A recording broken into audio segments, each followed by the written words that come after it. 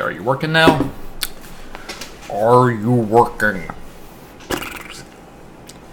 Okay, everything seems to be responding. Oh, there's my face. There is my face. Yep. And adjust. Shit. That's not what I had to adjust. One of these days I'll be prepared. Today is not that day. Ah, well. Hello, greetings everyone. Welcome to the stream of Strife on Friday. It is not a Fallout Friday. Nor is it really a Failure Friday. We'll see how much failure there is. Failure is always pending. Sorry, I have an array of beverages before me.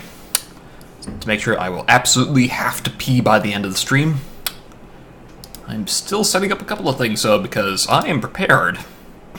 Well, I was prepared, and then suddenly things literally happened in like the last 6 minutes. It's like, crap! Gotta take care of this shit first. Where did I put that? So, please thrill at the vision of my face while I try and get all this stuff up and working. It should be in this folder. Yes. Yes. Yes. Yes. Here we go. Keep those handy just in case I need them. Chat is up. Yes. I have this thing up and running. There we go. That is fixed. Oh boy. Well, so what are we doing? Well, it's been a long week. And by that I just mean 5 straight days of work, which has actually been kind of unusual for me lately. I do work 5 days a week, 40 hours a week, but rarely contiguously in 5 days lately, just because the way days get broken up. So, Monday to Friday, 7 a.m. to 3:30. I'm tired. And I still have to conserve some energy for a D&D game after the stream. So, what I wanted to do was something a bit more laid back, because I haven't had a chance to play with this yet. I literally got this on Wednesday, and then checked to make sure it would work. It was busy Thursday, and so like today's first I actually get to play around with it. For those who don't know, year is the 25th anniversary of the Myst franchise, or at least the first game in the franchise.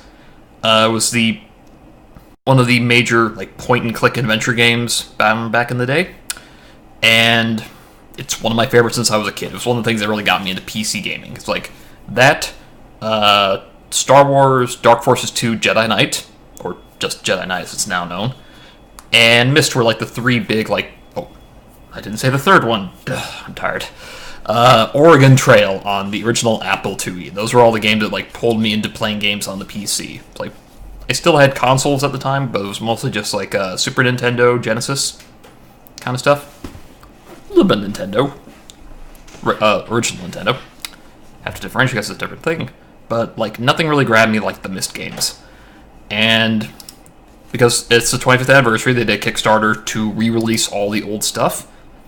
And one of the things they wanted to do was to make sure that these things would actually work on modern PCs. Because you cannot get the original Myst running without going through a whole bunch of hoops. So what they did is they re-released it, updated existing versions on Steam and on good old games. You already had those.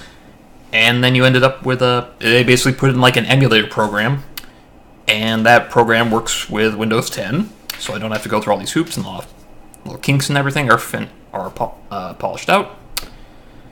I mumbled that phrase up quite a bit, didn't I? Yeah, like I said, tired. So this will make the rest of the stream quite interesting. Why does my nose always start itching when I'm on screen? Damn it. So, we're going to play through my favorite of the series, Riven, which is the sequel to Myst, but first I want to show off the first game, just sort of as a tech thing to make sure everything's working. So this isn't exactly like the original Myst, it's Myst Masterpiece Edition. So let me go to game screen. I'm down here now. I'm so tiny! Okay, stop goofing around. And hopefully Twitch will recognize it on the first startup.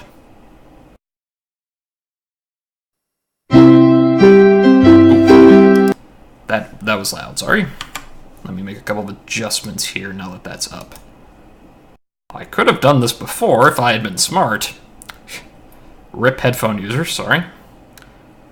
As always, let me know if there's like an issue with sound balance, if I'm too loud, if the game is too loud, etc. Okay, I have to do the auto-detect thing here. Come on. Sorry, one sec. I have to actually sort of force it to recognize it, and then it should work. There we go. You have to turn it off and then back on again. That's weird. But Myst Masterpiece Edition has run through the Scum emulator.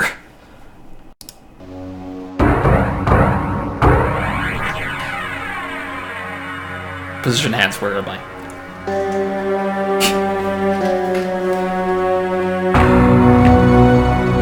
I realized the moment I fell into the fissure that the book would not be destroyed as I had planned. It continued falling into that starry expanse of which I had only a fleeting glimpse. Glorious 640 by 480, blown up to 1280 by 720. I must admit, however, 1900 by 1080 on my screen, but I don't have full resolution on it. About whose hands might one day hold my mist book are unsettling to me. I know my apprehensions might never be allayed, and so I close, realizing that perhaps the ending has not yet been written. This game is just so weird in retrospect, considering like all the lore that eventually got built on the game. Explaining like why was there a book falling through a crack in the sky that was full of stars.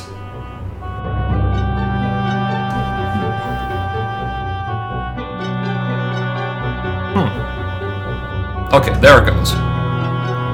The audio was playing before, the music was playing before like the video seemed to be catching up. So it was like it was playing a longer version of the song. But like, this is literally all the setup you had for this game back in the day. It was just like, a book falls out of the sky, lands somewhere, you pick it up, you open to the front page, and suddenly there's like, huh, there's a weird sort of blank black square in here, and then it starts moving. And then you touch it, like you should. If you see something strange, touch it. And then suddenly, we're here. Oh, they fixed it, yes! Okay, so the way this Myst worked, technically, was basically we could recreate Myst today in PowerPoint, basically. Everything's like a rendered still image, mostly, with a lot of like ambient sound effects and everything. But like up in the corner here, you saw like the little eagle, the little seagull flying around. Let me see if I can trigger it again. Come on, there it is, yep. Anything that you see move in the game is actually like a little condensed, like old QuickTime video, like a .mov file or .avi file. They actually fixed it so that way, like when the cursor goes over, it doesn't change into like the little QuickTime finger thing, which was like all white. So they fixed that. That's weird. But like, yeah, everything here is still image, still image, still image, and just like everything around the frame or certain elements on the screen is like, if you click here, then that means go to this thing, or activate this thing, or trigger this movie, which then changes something, you know, on the slide. Like that, it just triggers that little movie to play, and then suddenly it's like, now we're in the frame. Well, actually, it's just like on the end of the video there. Okay, every time you're approaching, it's just like another still image, and then image of this bubbling cauldron from a distance.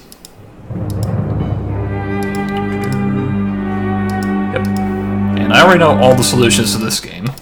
Like, Myst is one of those games that is ridiculously stupidly easy to speedrun, if you know what to do. This all looks so grainy and low resolution, but I still love it. Like, the only thing that always looked out of place to me was like these two buildings here, the observatory and the library. That just sort of looked like they were just like pre-rendered assets that are just sort of dropped on this island. The butterflies on the trail. So much good little stuff. Let me see if I remember like what the combination is for this puzzle. 1, 2, 3, 4, 5, 6, 7, 8. So the clock should show 40. 240. Booyah! So, let's see if I can do like a quick speed run while showing through this, because like this is not the main game that we're gonna do tonight. Riven was like the one that never quite ran properly once you got past like Windows XP for me. So it's like, that's the one I want to replay. Sort of test my own memory. So maybe on a later stream we'll go to, we'll do Myst, or maybe I'll show off real Myst. No, we have options. I think I missed the one over here. Nope, I got that. That one, that one. It's like, it's funny, it's like you play through the game, you go to like the four different islands, or the 4 ages connected to Mist Island. And then it's like, oh, you find this one thing that says, it's like, oh, there's a page hidden on the island somewhere that you're going to need.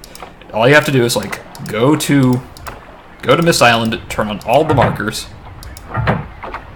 and then turn off the one at the docks. And look, oh look, a mystery page. That little wipe dissolve there. Closed. Open. Closed. Open. Closed. Sorry. I'll stop. And then it's like, but it's like, all you do is like, you go through the game, finding the red and blue pages here, which we're not going to bother with. Spoilers.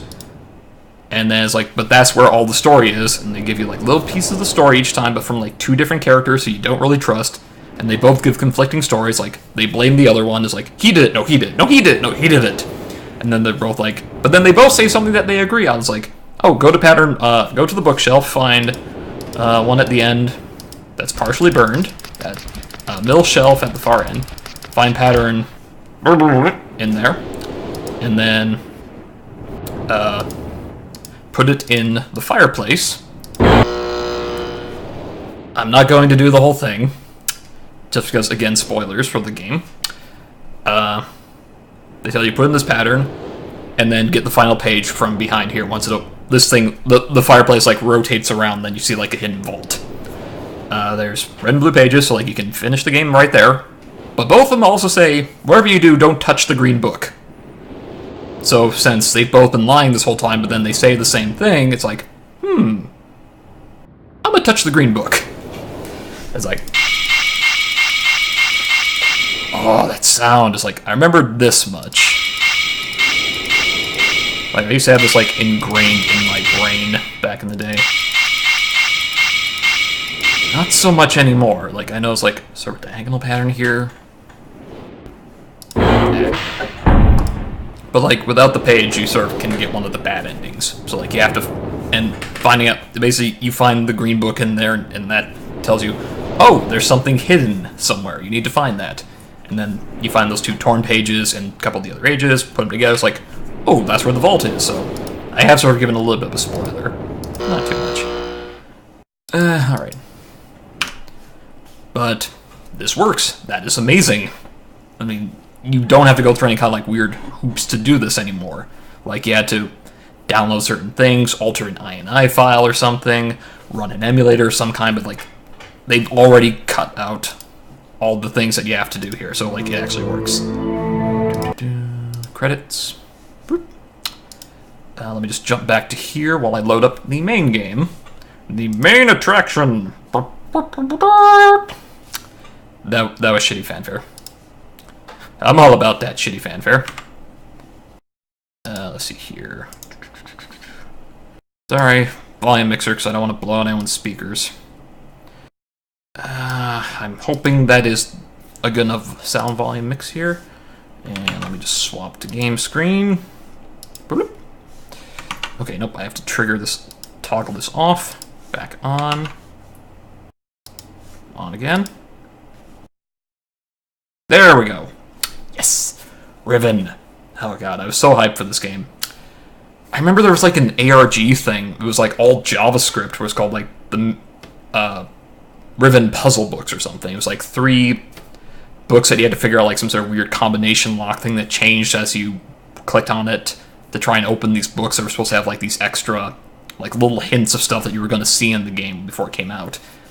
And the game itself came on like 5 discs. 5 was like an important number. In fact, the symbol you see on the screen is actually the number 5 in the in-game world's number system.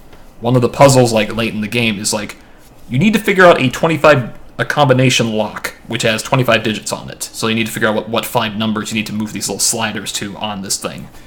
And it's like, I don't know what numbers you need. And then you see like 5 symbols written in a book somewhere. It's like, here's the combination lock.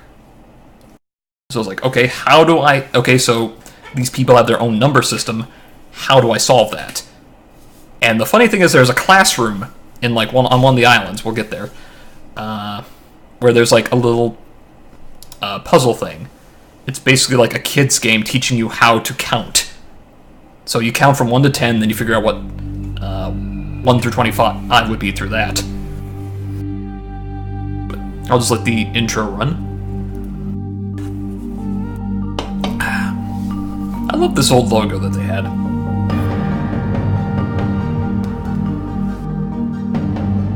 Again, let me know if I need to adjust the sound, because the soundtrack in this game is great. It's like a little new agey. Like, I've actually had friends borrow the soundtrack and they actually like copied it and used it as like meditation music for some of the tracks. And we begin sort of where the last Mist ends. Hello, Rand Miller. God, you've returned. I need your help.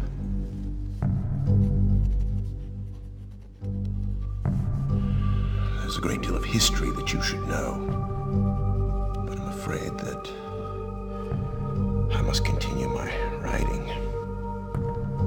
It's okay. You can say you're obsessed. It's fine. Most of what you'll need to know is in there.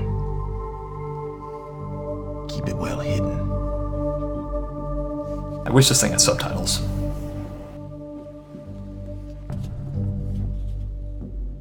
For reasons you'll discover, I can't send you to Riven with a way out.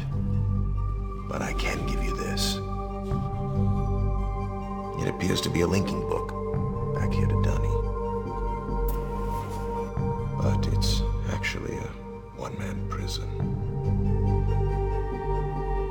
You'll need it, I'm afraid, to capture Gan.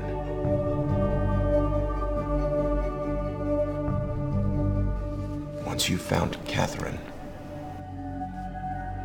signal me, and I'll come with a linking book to bring us back.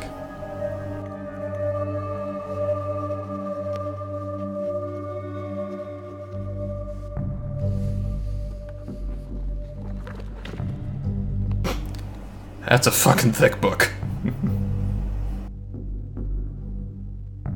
There's also a chance, if this all goes well, that I might be able to get you back to the place that you came from.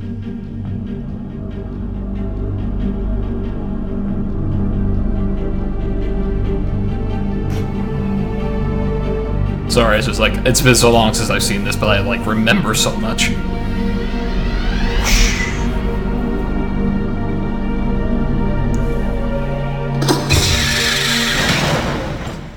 Well, we in jail. Well, game over.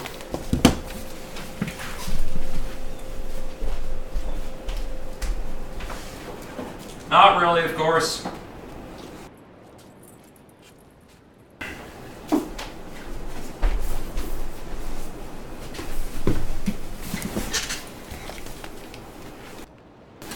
It's a dude.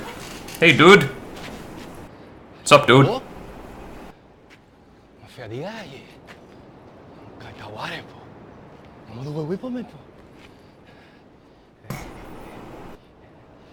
It's like, alright, I've got a job to do.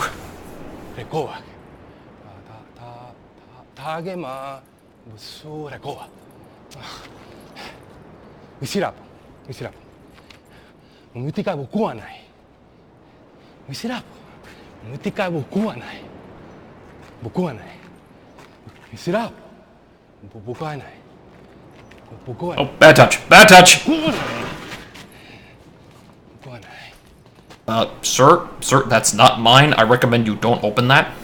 Sir, do not touch. I didn't do that. Are you okay? He's gonna have a little nap now.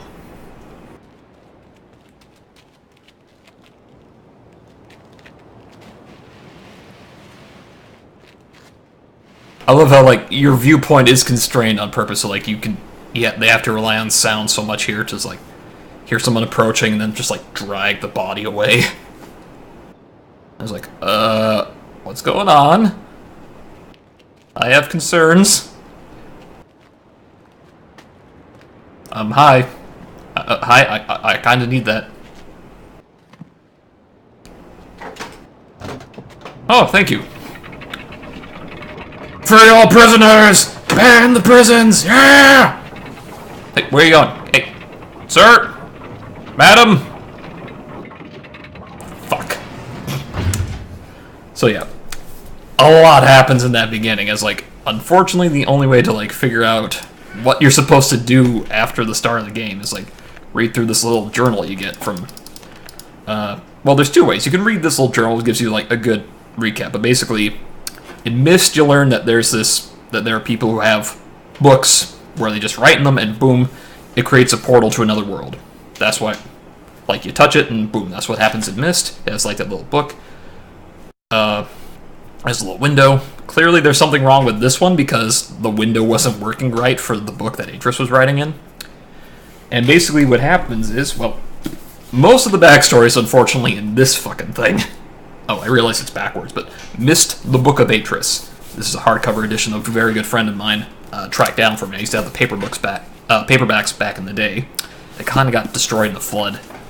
But she tracked down, like, the first two hardcovers. I haven't been able to find the third one. Kind of prefer the first two, but they made a Myst trilogy out of the books.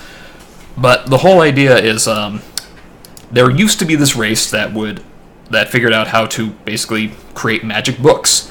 They write in the books using a special art, using special ink, using special paper, and then they would use those to travel to other worlds, get resources, explore, learn science and stuff from those worlds, that kind of thing. And then the Empire died out. There were a couple of survivors. Gen, who is the father of Atris, the character that we see in the beginning of this game and at the end of Myst. They're both writers, meaning that they have the ability to write and connect to different ages. Gen was kind of nuts. Basically, he thought that he was creating worlds when he wrote the books. Atris figured out, it's like, no, wait a minute, we're just sort of linking to parallel worlds or pre-existing worlds. All we're doing is, like, creating a bridge. Gen thought he was actually making these worlds. He thought he was, like, a man-god, basically. So they had a falling out. Gen did try to kill Atris at one point, and then enslave him, basically, to, like, fix his own mistakes, because it turns out Gen is a really shitty writer. Most of his worlds fall apart, which is why the world here of Riven is broken. It's the fifth. He never actually, like, named any of his worlds that he thought he created. He just numbered them, and this was the 5th age he made, and it was actually pretty successful. So this is where the game starts, and eventually where it ends. So we have, like, this thing, which looks like some sort of weird telescope thing, but it's pointed down. Nothing works. There's pipes here. There's a weird dagger thing. This is where you link. Whenever you go to a world, you always, like, reappear in the same spot, unless you, like, make another book that reappears at another spot. That's technicality. But obviously, he set up some sort of weird trap here. A guard came. Luckily, the trap's been disabled. There's that dagger thing again. And basically, what happened was Atris trapped his father here while fleeing with a girl he quite fancied named Catherine, who was eventually the mother of the two brothers that we meet in the first Myst game, Cirrus and Akanar. So he fled, wrote Myst Island.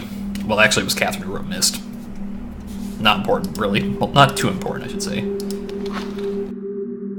We're getting, like, another version of the backstory here, because Gen has set himself up as a mad god here. So, basically, Atris created destabilized the island, basically, by changing how it was written. It allowed him to, he stabilized Riven, but, like, he made some imperfections that allowed him to escape from Gen and trap Gen here. Destroyed all his books, gave him no other ways out. The only way he could get out of the world, or trap him here, was to take the last linking book he had, as you can see here, which is actually the Myst linking book, and somehow just created he doesn't even know how it happened. He just sort of made a fissure that appeared that was just full of stars. He fell into it, taking the book with him, and linked away. Book fell through, and ends up in the player character's hand. I forget, like, what the title is for, like, the player character is supposed to be. But this is revisionist history here, as we see in this sort of temple. Again, makes it look like he's banishing the evil Atris or something. The beetles get explained a little better later, but, like, the beetles on tree trunks are sort of a native creature, as we'll see here.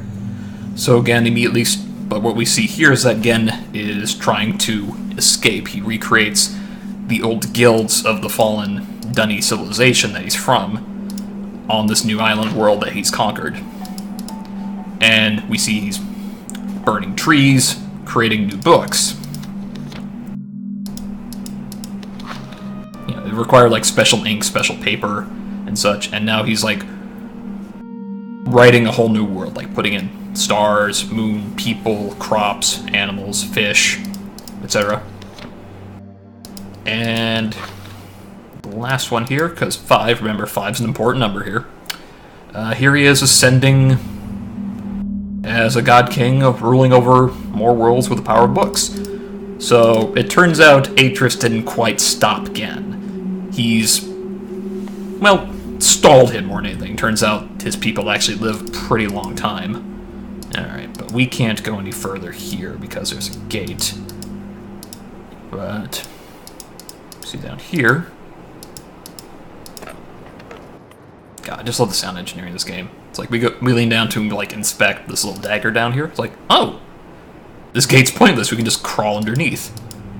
Oh, there's a little peek hole into the temple. How handy. And like an alternate thing. But as we see, this is just like the first puzzle. And I'm just gonna go ahead and do this one anyway. Just gonna let the sound play.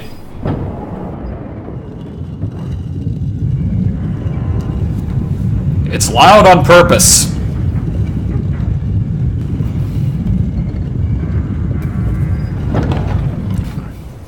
So as we see, the room rotates.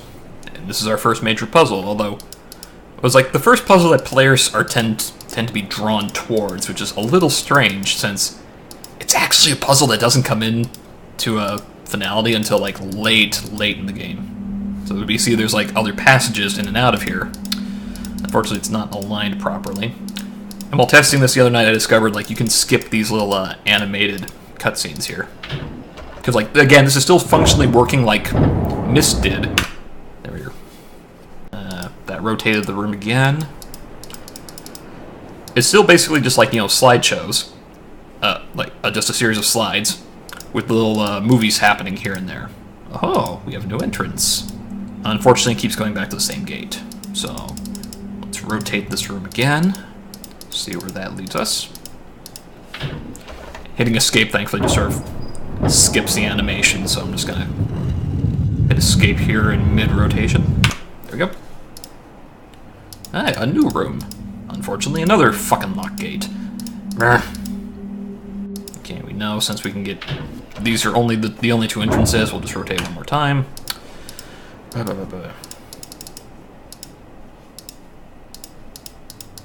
Aha! A new passage is opened. And look at this symbol. This kind of looks like that weird telescope thingy we saw outside. And look! Steam power! If you look closely, you can still kind of see like the granularity here of like the original 640 by 480 image. And then like this little box where it's actually animated, so you see like the steam coming out. So we flip the switch. Ah, that sound. You can actually like hear the transition of like the steam flow. And now, look, no more steam out there. Alright, well, since we're in here and there's another button.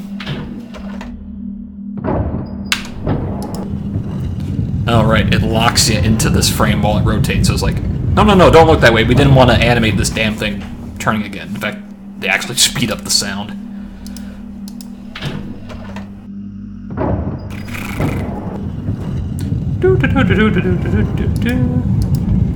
This part I don't miss so much. There we go.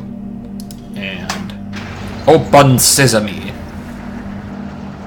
Weird thing is, it plays this animation even if, like, the room is rotated away and you don't see the door opening. So, like, it locks you into that for a while. Aha, so that's still locked. Damn it. So that opens another door. So I'm just gonna... I wonder which way would be faster. Let's just do it this way.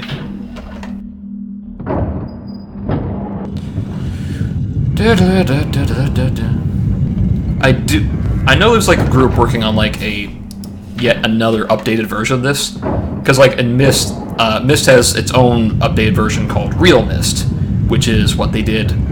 What they did is like they basically made it 3D.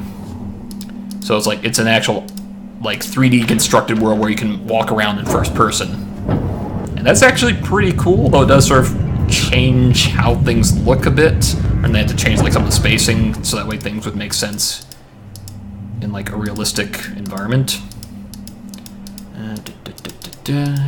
Back up here. And skip that. And hello! We can now access the giant golden dome we could see over here. Hey, I can see my house from here! That's not our house. And this gold dome is important for reasons. These little icons here, we'll eventually learn, those represent like the shapes of the 5 islands that are left of what Riven was. It was originally one big landmass, and then like slowly the world was dying and sort of drifting away. Okay. Oh yeah, we do this now because this saves us time later. Here's more of these steam-powered thingies. They appear to be connected to these bridges. Oh, covered bridges. Oh. It's like, so those will give us access into other sections of the dome that we can't get to yet, or little shortcuts to get back here from other islands. Again, for like we're just setting up for like future stuff. The spinny dome here, again, another big important thing, but again, we can't quite reach them yet. This is actually like, and we don't learn until later, this is actually like a little elevator thingy. Goes up there. And unfortunately, there's no power. Like, you can tell there's like more islands and such around here, but we can our paths are limited in the beginning. They constrict our path on purpose. I'm trying to remember because like I remember like around the first island in certain places you can see faces in the rocks, and I don't mean like they just made the rocks look like people. It's like no, they actually put like some of the developers' team kids. Their faces are superimposed in the rocks in a few places. I think I remember where one of them is. Wait, hang on. Can I see one of the islands from here? Yeah. There's a... I can't remember the official name of it, but it's like Chart or Graph Island. Yep, there's another path we can't access yet because it's only accessible from that side. Okay, so we're on this one, Temple Island, which is just like this little outcrop, and then the big 4 squares here are the big dome. But we'll come back here later. We notice there's this lever. Now that we've activated it, we can raise this bridge. Unfortunately, the access is on the other side.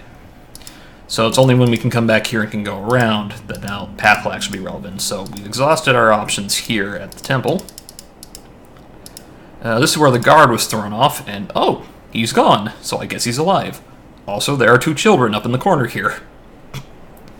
This game is full of Easter eggs. I'll need to remember like how to do the Cho mystery. And whoop, yep, there is a child right here. Child, what are you doing in the rocks? Get out of there. But now this thingy works. And unfortunately, it's like we don't get to see anything until we get the code to like this little latch here. And the fun thing is, it's always randomly generated. Whenever you start a game, once you get to a certain point, it will generate a code for you, and it's always different. Now the actual temple on Temple Island, or at least one of the temples. Spooky door. This is one of those games that really, this is one of the first games I played where it's like, yeah, you have to pay attention to the brightness settings. Weird sort of cage thing here. Little pentagram with like the 5 symbols on it. Those are all like pen tips. Then the 5 symbol in the center. Again, kind of became obsessed with the idea of the number 5 being powerful. Like, these weird sort of animal depictions with a fruit laid in front of it like an offering. Little 5-star symbol on that, on its head there. I remember clicking one of these lamps was one of the things that would activate the puzzle, but like I don't remember which one. It was like one of the hidden things. Okay, so door out is sealed, so we backtrack, find this door. And look, another weird cage thingy. Again, let me know if there's like some issue with the sound. I just want to make sure I'm not blasting on anyone's eardrums. Oh, a viewing portcullis. And this is where we sort of get like the first hints that Gen is, you know, a manipulator of sorts. Like this hidden temple thing. Like we sit down here, that sort of looks like a microphone or some sort of imager thing. And these control the cage. This one just sort of like turns it on and off once you actually turn it on. And another thing that's outside. We'll see through the door in a moment. It resets. But like that's an imager, so that way he could appear to any worshippers down the temple below. Basically creating the illusion that he was there while actually being away from his followers. Look, we're outside. And now, one of the cooler things in the game. Oh, hang on. I forget where it was, but somewhere... one of the producers put his name in the rocks somewhere here. It's like only 4 pixels high. You click on it, it's like one of the things that eventually triggers the thing. It's like, I'll have to look it up later, but press this sort of big clunky button. Whole thing turns into a cutscene, but you can't tell because it's like, except for the granularity, is a near seamless thing. Like, oh, what is this? Only one of the coolest ways to get between islands.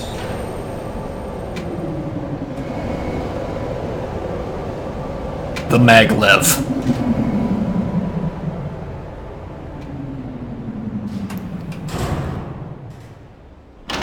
It's like...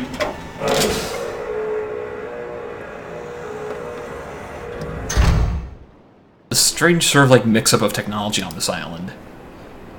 And that... it's a, oh, I think we had to like make it turn around or something and then exit it.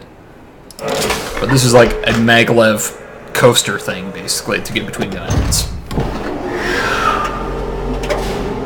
That screeching sound always bugged me.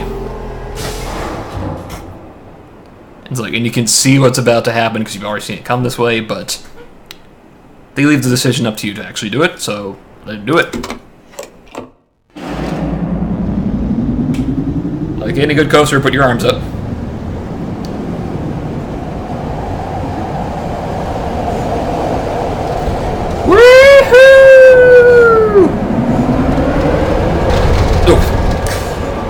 That little jump there always like made me jump when I played this as a kid.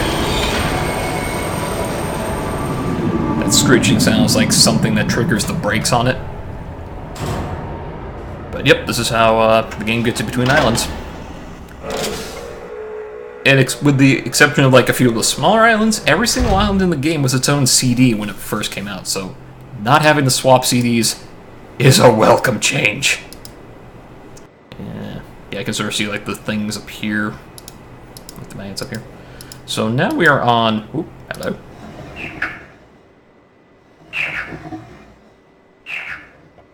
All right, this little puzzle. Yeah, this was one of those games where it's like you kind of need to write down some clues when you find them because like the solution to them or like the purpose of them is not obvious. That weird sound that plays. That's not just like a weird scraping of wood on metal. Though. It kind of is, but like it's kind of like one of those like little turnkey bird call things. I don't know if anyone else had those when they were a kid. Like my grandfather got one of those for me. Where it's like a little wooden cylinder, you turn like a little metal key and it makes like sort of chirping sounds. It's supposed to correspond with like a certain bird. But that's actually making an animal noise. And that was a number, that symbol is a number on the back. And it's eventually like, well, here's the thing to summon the Maglet if you need to in the future. And now we've got a choice, up or down. Up, down. But that's actually part of a combination puzzle. You need to, a combination lock you need to use where it's like, click on the animals in the correct order. There's a resistance movement on this island fighting again. They're the ones who knocked out the guard and set you free but stole the book. So let's approach this way. This is Jungle Island, now that I remember. It's like where the main village of the game is, where all the inhabitants are, but they don't like you, so they're all hiding from you. I never got a clear like idea of what the heck this thing is, 'cause like you never come at it from a good angle, so it's like, I don't know if there's like a giant cutting thing of some kind, like a giant axe is just sort of buried in a stump on the side here.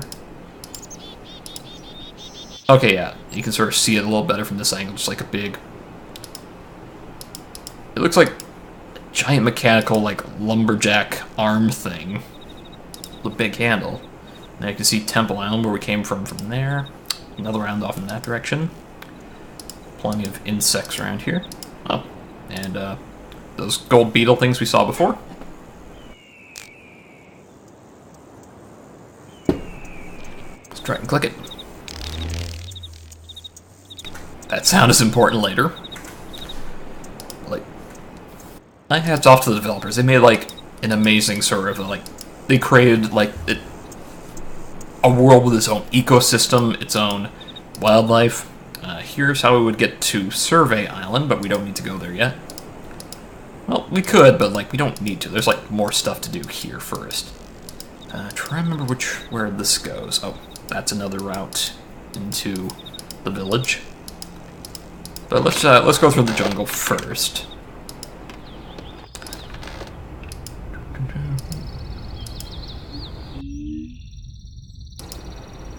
The nature sounds, the glow bugs are just sort of floating around everywhere. Get more of these giant daggers just sort of sitting around. Sort of hear a rumbling in the distance. The strange wooden idol here. It's like, this sort of looks like the ones back in the jungle, back in the temple, right? Well, I forget where the clue was that you could do this, but... Oh look! A hidden switch!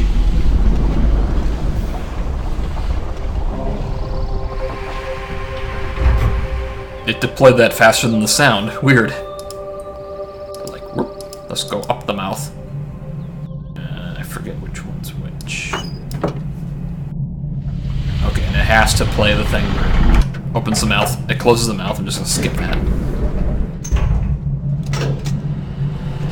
If you remember Channelwood Age from Myst 1, here it is again. Sort of. Not quite. And look, there's another one of those spinny thingies. So you can get up close to that thing.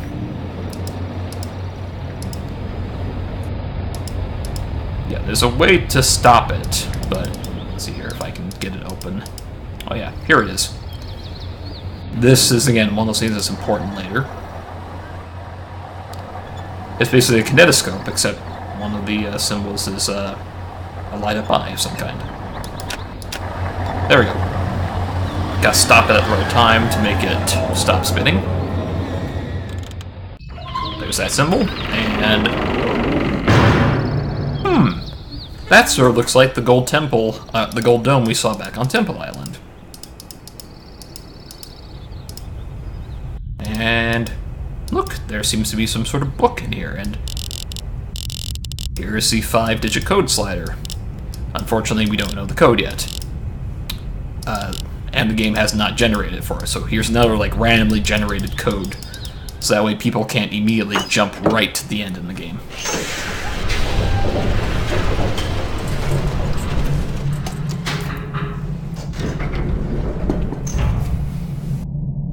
Alright, I'm trying to remember here.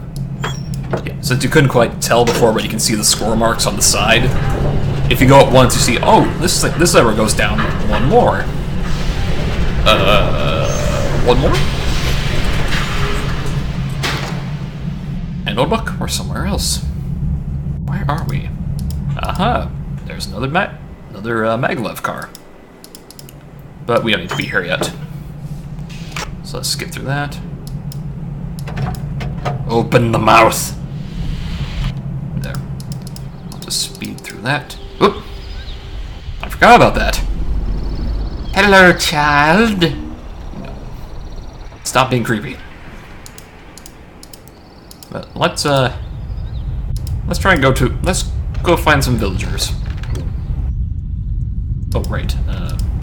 There's lava. Lava. Mmm. Delicious lava.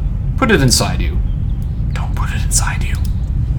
This is where he gets all his power from, his, fissures and geothermal energy. Oh, hello.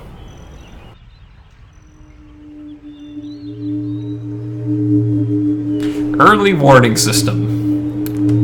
Every way into the village has these little pods in it with some guard keeping watch. I never did understand how guards got in and out of those, because, like, you can never really approach one, so it's like, are you just stuck up there, man? Like, maybe there's a little bridge here, but, like, it's too low, so I shouldn't tell. But every time you try to approach the village, one of those pods is in the way, and then... love that sound. I do kind of wish, like, the water actually moved at certain points here, but... Ooh. It's a little hard to see, admittedly, but, like...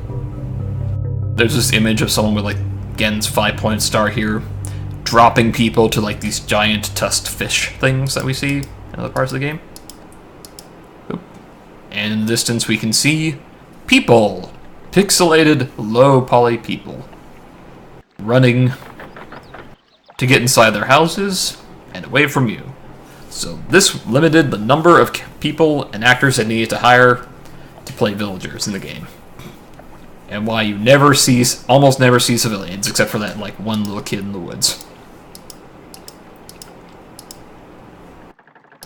Now, here's the weird-looking river with these weird holes in it. But, like, there's nothing there, but... Again, it's weird to see a lake that has holes in the water, isn't it? We'll get to that. Like this very simple village of, ladders, adobe huts everywhere. They all have, like, these little, planks and walkways. Like, this person forgot to retract theirs. Hello? 2, 3, 4, 5.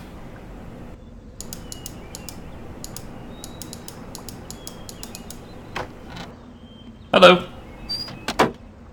Goodbye. Ooh, that thing looks fun. Oh yeah, that was one of the things that triggers the Easter eggs thing. Is like you get to like an area of the game where that little pod thing should not be there, and then you click on it, it disappears. All right, let's see what this thing is. I saw there's a coffee table book called From Mist to Riven that sort of details all the scouting they did for the game, where they basically just like went around looking for textures, you know, stuff that they want to render. Like, okay, so we need to have like a metal texture, something that looks really worn and rusted but still like usable. And then they ended up like taking high definition pictures of those, taking those back to the studio.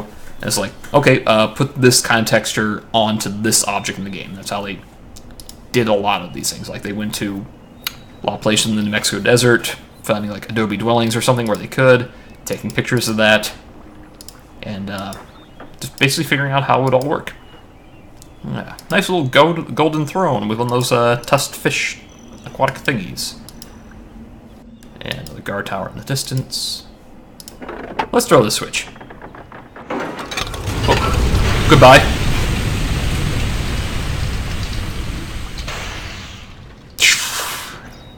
Yeah. That is a steam-powered mini-sub, basically, that is used later to get around. I think. Let's see here. Can I go anywhere else here? more huts. And you can hear more with the headphones.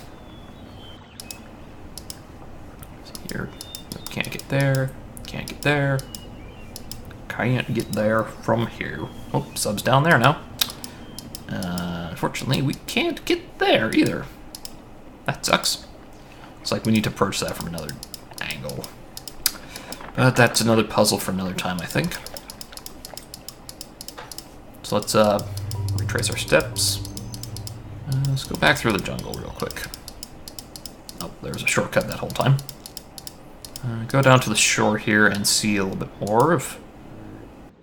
I'm trying to remember what these things were called. I think they were just called gonks, just because of the noise that they made.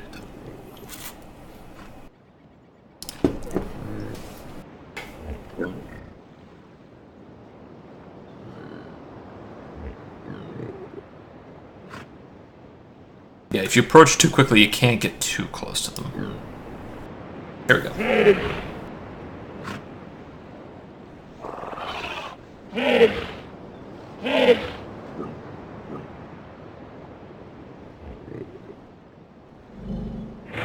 Large kind of bill thing on the front there, and that's all teeth. Weird looking things, ain't they? Oh, and they gone. They swam away. Now, here's kind of like a hint for... And here's another one of those eye things, and it's a little bit of a hint. You never quite... There's like only one place where you can hear that sound in the game, and it's easy to miss, so they made it kind of look like the eye... They made this thing kind of look like, again, that large tusked fish thing, which you do eventually see, but you may not actually hear the noise it makes. Or it's easy enough to skip, but you can sort of assume, oh, that's that weird tusked fish thing. But like that's another one of the puzzle pieces we need. Here's another way into the village. And here's another one of the eye thingies. There's that sound the beetle's making, so there's a hint on what this eye corresponds to, but it's interesting the game gives you like another hint here with this one. Like, I guess this was supposed to be like some sort of kiddie pool, but then someone like filled it in. It's like, yeah, I guess that kind of looks like a beetle.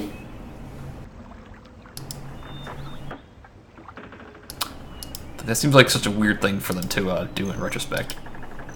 And there's this weird looking cage device thingy there in the distance. We go there eventually. Can we go up this way? Yes, we can. We can't... Can I get a better look at that tower? Nope. It's like there is a man in that tower. Hello? Yeah, how does he get in and out of there? Like, all he's doing is just hiding down. He's like, go away. I don't want you here. Go away. Could you not? Could you go away, please? Could you please go away? Okay, so that's back the way we came. This way. Down here. And yes. Let's go exploring. Underwater adventures! Okay, this is for like going left and right, that's like for turning around. And this is the go forward switch.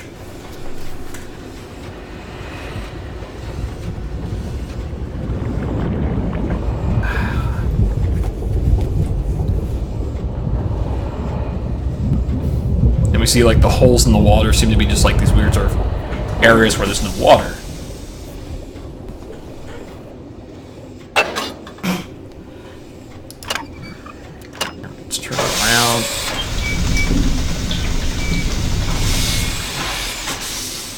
Position for the right track, so we go in that direction. And I'm going to start doing these little things here to speed things up a bit. So now we've gone to like another one of these. It travels between these nodes under the lake, and that's how it gets its power. It's geothermal energy. Let's see here. Yep, can't get there because that thing is not extended. Oh, this is like where we first saw the tracks in the lake. And geothermal sort of a hint as to like, why is there these holes underwater? Let's see here. Alright. Alright, we need to turn around.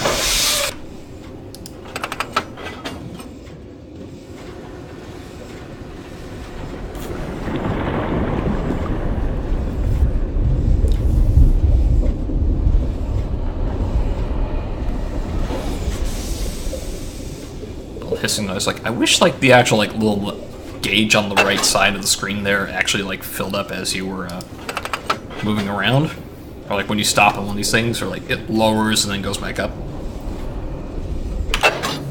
Okay. Is there anything here?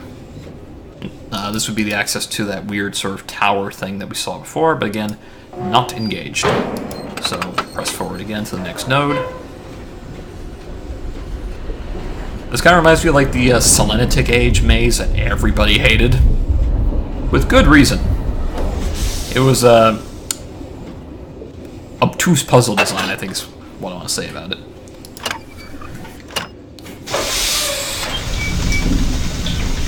It's like, okay, certain paths are not accessible yet. I'm just trying to remember like where to go for some of these. Just gonna fast forward through some of these just to make things easier. Oh, here we go. Did I just do a 1-8? Nope, this is a new place. Aha! So this gives us a good eagle's eye view of the village and the track system here.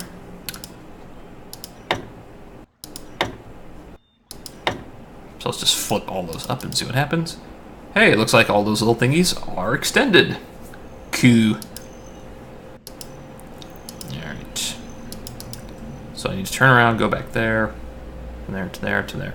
Okay, so what I want to go to is here, I believe. And then eventually we get to here, but like we can't use this thing yet. That's for later. Yeah, now that I think about it, like, you just make like little partial progress. The game really wants to emphasize the exploration aspects first. It's like, explore around, then you figure out what everything's for. Let's see here. This looks familiar. Okay, we were already here. We want to go there, so...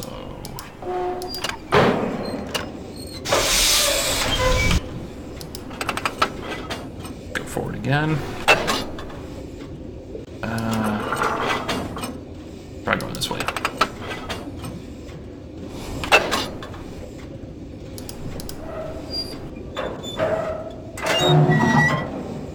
Yeah, this is where my memory's starting to fail me. It's like, I remember some of the steps, but not in what order or how to do them.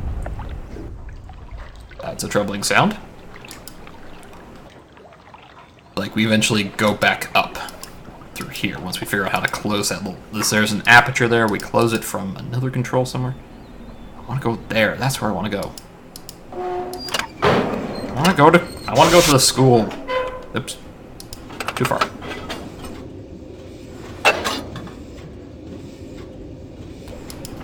Since we've set it up that way, let's try up here.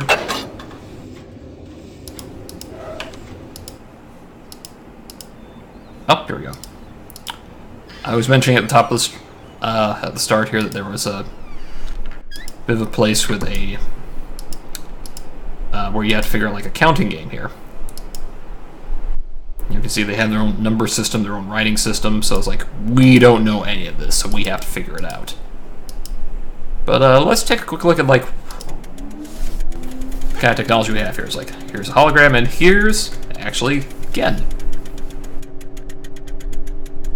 Terekoi Danni, Kibayem Revat, Alroyem Beetig Tavom, Gabodonagayem.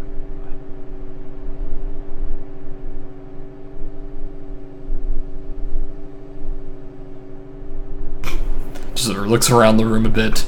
It's like, yep, I see you. I see you in the back. Here's a message from Glorious Leader, basically, is what that amounts to. I have no idea what he's saying. It's like, I don't even know if they ever, like, finalized, like, someone figured out the Dunny writing system. Like, the guys who made the game went whole hog on this, but here's the counting game. Let's play with this a bit.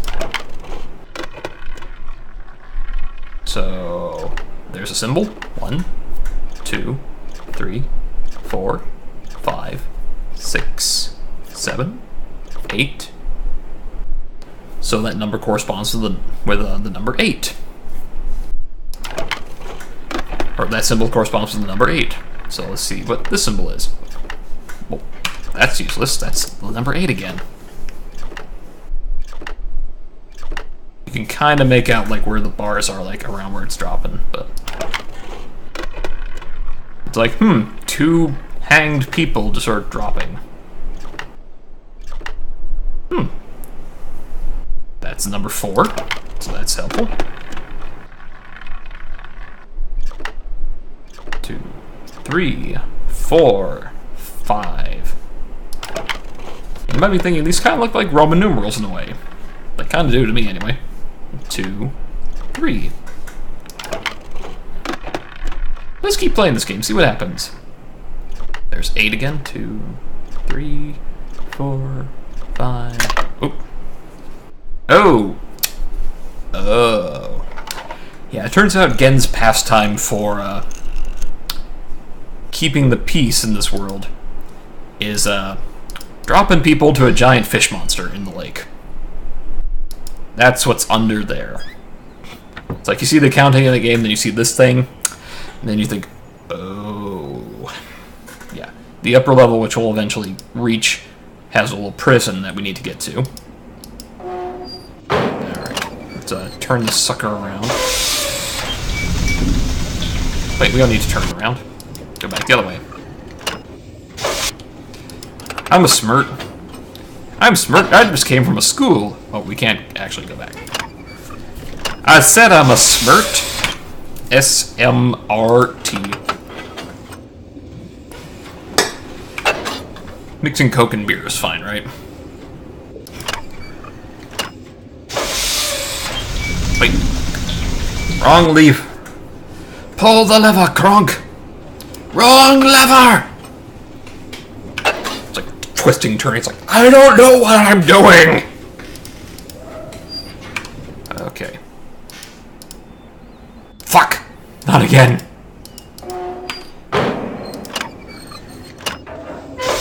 Okay. Okay. Let's try and speed run this. Go this other way now.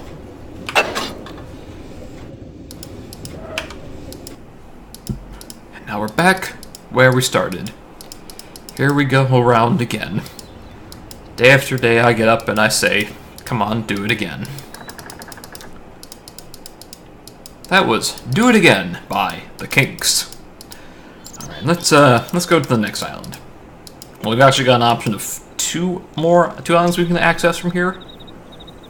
But this is the more interesting one. Like, this is sort of like the path I always take when I play, or that I remember from playing when I was a kid. Not the maglev this time. This is something a little different. But it's no less a roller coaster ride. And we'll get a little more hint about how the water in this world works. No, the water does not turn the frogs gay. Fucking Alex Jones. Woohoo! But dancing.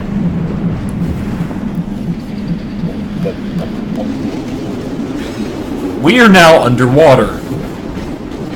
Those, what look like heat rings, are repelling the water. What we eventually learned is that there is an algae in the water that is sort of like fused with the water, in a way. Kind of makes you sick the first time you drink it.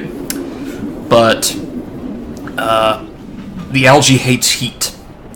So as it fuses with the water, and then what it does is like it tries to move away from heat, it takes the water with it. But here we go, into the next island. This is Survey Island. No, this is Crater Island. Survey Island is the fourth island. Durr. I'm remembering things now. Oh, hi, Dark Tunnel. It's like, remember, we just came... This is a mining cart that comes from, like, a logging site. Why do you think they would need to send something from a logging site to another island? So that they can pulp the wood. Bah. Insert disc 3. No, not this time. But it's a good thing. Yeah, it's a good thing this is off, because this is a log shredder, and this crater is where basically this big chemical plant. Basically is the equivalent of a chemical plant. There's the giant wood chipper here, where he pulps everything. Oh, that goes back up to the mining cart. We don't need to go this way. Well, fine then. I'll just close myself, jerk. Let's see here. Another geothermal tap here. Okay, I'm trying to remember where this one is sending power to.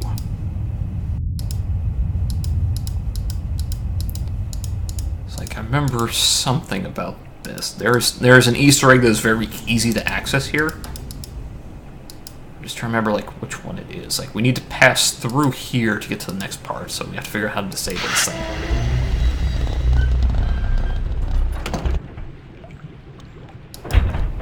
Okay, that doesn't do jack. This is the big paper boiler. I don't know much about paper making.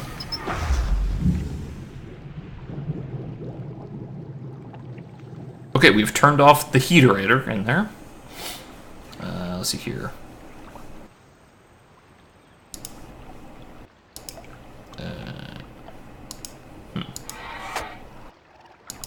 Okay, that doesn't work. I have disabled the heaterator. Yes, I understand. I know science. Okay. That turns off power from somewhere else. Puts it on this thingy. So let's see here.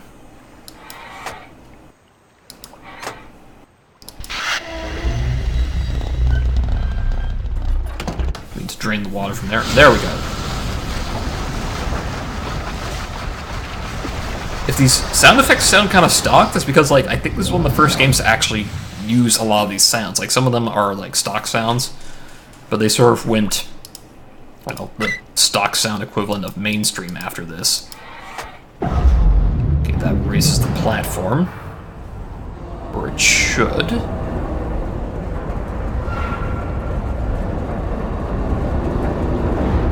They had to animate that thing so it looked like it was rising through water or on its own without the water. So that was sort of like a two-layer animation they had there. Ah, here we go.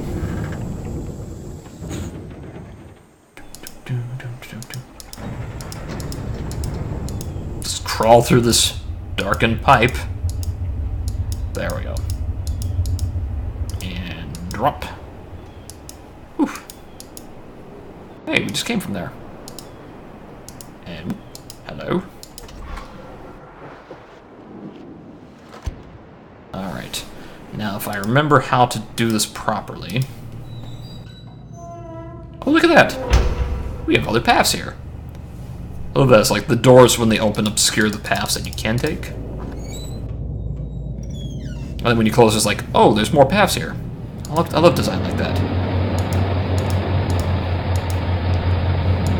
Here's another one of those spinner thingies. We're not gonna mess with that yet. We don't need to go this way yet.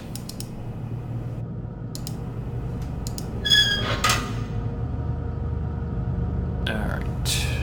We don't really need to mess with this thing either. What we need to do is, let's see here.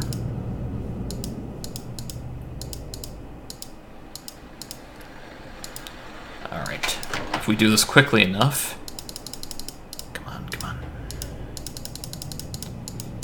Go up through the vent here. Yes! We triggered it. Okay, so what this is that we have broken into Gen's laboratory on Crater Island. We tried to approach from the other side. This door is locked. We have now unlocked it, so we can come and go through here as we please. And it will stay unlocked, thankfully. This summons a tram. we don't need to worry about that right now. But this is basically the lab where he started like figuring out, okay, how am I going to get the materials I need to make new books and new ink? He already knew how to write. But this lab is sort of like how he goes about figuring it out, looking at wood. This is a sort of a bookbinder thing. Jars of chemicals, a little paper press or bookbinder press, I guess. Not sure what the technical term is for that. Like other little attempts at books look like just journals, a stamp, weird things with chemicals. This sort of is like a throwback to like some of the weird little bric-a-brac you would find around the brothers' rooms in the various Ages of Mist. This little thing would... Let me see if I can get up to it here. This little lantern that has like a little globe of water in it. The water's all at the bottom. You turn on this little heater, and you start seeing the water rise up away from the heat source. So this gives you an idea. It's like, oh, so that's how the water works here. Boiling it must be a real bitch, now that I think about it. I'm wondering if, like, you just have to keep boiling and then, like, you know it's boiled. Like, I don't know if it, like, actually boils like our water does. Or, like, you know it's boiling because it's next to the water. The water is next to the heat source and it's not trying to get away. Various chemicals, liquids, syringes. There's a trap device here. We sort of ignored that in the other room because I wasn't sure like what the timing was on this, but this is one of the native frogs, and there they are pickled in jars. This stuff is relevant later, but basically he learned how to make ink from the native beetles and frogs. Actually, he ended up like synthesizing basically vape fluid from the frogs. Kind of disgusting, but like, here's the weird thing. There are two things on this table that are not supposed to be here.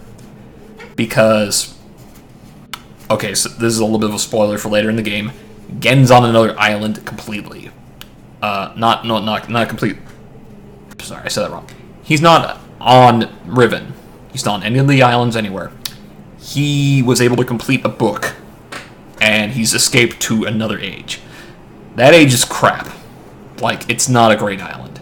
But it's sort of like a testing ground. He's like, let's see if I can make this work. He makes it work. He's like, yes, now I have a safe haven where I can hide out because he knows Riven is dying. That's why Atris is spending all his time writing in the Riven book back in the beginning of the game at the end of Mist. He's trying to keep the world from falling apart, basically, by constantly editing and rewriting stuff when he's seeing it, like, break in the book. But Gen knows that Riven is going to fall apart at some point. He doesn't even know Atris is the only thing that's keeping it together. So his first goal was escape to another island, to another world, and then start writing more books from there. So he's got a cache of books right now, and he's just trying to write another age, and he's going to restart his empire from there. But so he's not even supposed to be in Riven at this point, and yet if you basically go through that little air duct thing, which allows you to break into the lab here, he leaves behind... This is essentially a dart gun with a spear on the end. There's like the little sight there, there's a handle, there's the little pump thing, just like that. He, in an alternate bad end you can have in the game, he uses this thing on you. Or you see him use it on Atris. Those are bad ends, very bad ends. This is his pipe that we see him use later. That's like the thing he uses to fill it. This is the actual like pipe, there's his little ignition thing. It's basically a vape pipe. Let's see here. He writes in English because the funny thing is, like, as we learn in the book I throw away over here, Gen spent some time on Earth. Dunny and Earth are connected. In fact, that's where the Mist book ends up in the first place. Is like it just lands in the New Mexico desert. That's sort of like retconned after this game a bit, or they explained that bit of the thing. But Gen's mom is actually an Earthling. The Dunny are from somewhere else, and they just sort of ended up in a cave under a dead volcano in New Mexico. They, as we learned, like the second book, they essentially like try tunneling their way up to the surface. It's like, is there even a surface? We've just sort of been living our entire lives in this underground cavern that we just sort of came to and we made it our home. And then we just link to other worlds that have all the stuff that we actually need. Like, fresh water, livestock, crops, that kind of thing. You just can't grow too much underground other than like some moss and stuff. So they're not like mole people or anything like that. They do have bad eyesight though, they have to use goggles. We see Gen use those later. But Gen's mom was an explorer who just sort of like, they originally like tried drilling up through like an old volcano, like a lava tube or something, like a magma tube. That sort of went up through like the volcano, but the volcano's long dormant. Or not dormant, dead. So they drilled up and was like, okay, let's make contact with the surface world. Then all the rulers of Denis were like, not so fast, and shut that plan down. And then the person who would eventually become Gen's mom sort of finds the entrance and just wanders down into the city. And they're like, someone from up top just came down here. What? And it sort of it's one of the things that sort of sets the ball rolling for like the end of the Denis civilization. She's not to blame. It's let's just say it just sort of triggers a real mean racist to team up with a doomsday cultist. It's a long story, but it's interesting. I recommend the book. It's the Book of Tiana. Her name is Catherine, actually, or Katarina. It's been a while since I read it, actually. But like that's why all of Gen's writing is in English. He's been teaching the people of Riven the Denis language, because, that's what conquerors do. They teach them their own language. So he's basically been finding these little eyeballs around the island. So there's one of the numbers, but we don't know what animal it's associated with. This is sort of like an astrolabe he tried to build to like map the stars that he sees through the star fissure. That's what the telescope that we see on the first island is over. The original rift that Atris created to sort of escape from Denis. Or from Riven the first time and trap Gen there. Let's look through the book a bit.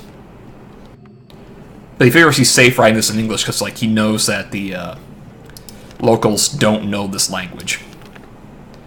It's like, latest ink formulation has proven a failure. Even when writing in my most promising books, I obtain only the briefest glimmer of a connection. It is frustrating to expend so much effort creating a blank book, only to end up destroying it when it doesn't work. There are days when the lab is uncomfortably warm from the flames of these failed attempts. It's like, I'm not good at reading cursive. The further I refine each element, the formulations of the inks and papers, the physical dimensions of the books, the more I realize that the list of potential combinations is nearly infinite. It is during moments like these that I despair. Without access to Denis, my long-term goals may never be accomplished. He wants to rebuild the Denis society, but in his image, or at least his warped idea of what he thought the Denis society was. Because he was like barely 10 when Denis fell. He's like over 160 at this point, I think. So he's an old man, but he could easily live to be 300, in Earth years. Nevertheless, there are avenues of research which remain to be explored. I am discontinuing my regular observations of the stars beneath the fissure. He was basically trying to, he was basically trying to, like, map what the heck the star fissure was, because that's the last place where he knew a linking book went. Atris burned all the others, so that way he couldn't use them. So this is, like, the only place where he knows where a linking book that exists went. So he's hoping, maybe, since it's sort of, like, a weird anomaly, the book would, like, come back up through the fissure or something. So he, like, tries mapping it, but it's like, no, it's basically like some sort of weird rift in space and time that goes from point A to point B. Unfortunately, opening it up, basically sealing it, is the only thing that stopped Riven from falling apart the first time. So he sealed the anomaly inside that fissure, and opening it up is actually the signal that we use to tell Atris, get over here and get us out of this world. We're done. Unfortunately, it will also cause Riven to collapse, so there's a story there's here, because there are civilians here. Just saying, what happened if I were to reopen it after so long, but it is likely that the results would be catastrophic given the changes that have occurred in this age since that time. And so the steam vent cap's completed, blah blah blah. Extremely pleased with success of the system, so like steam power, how that works.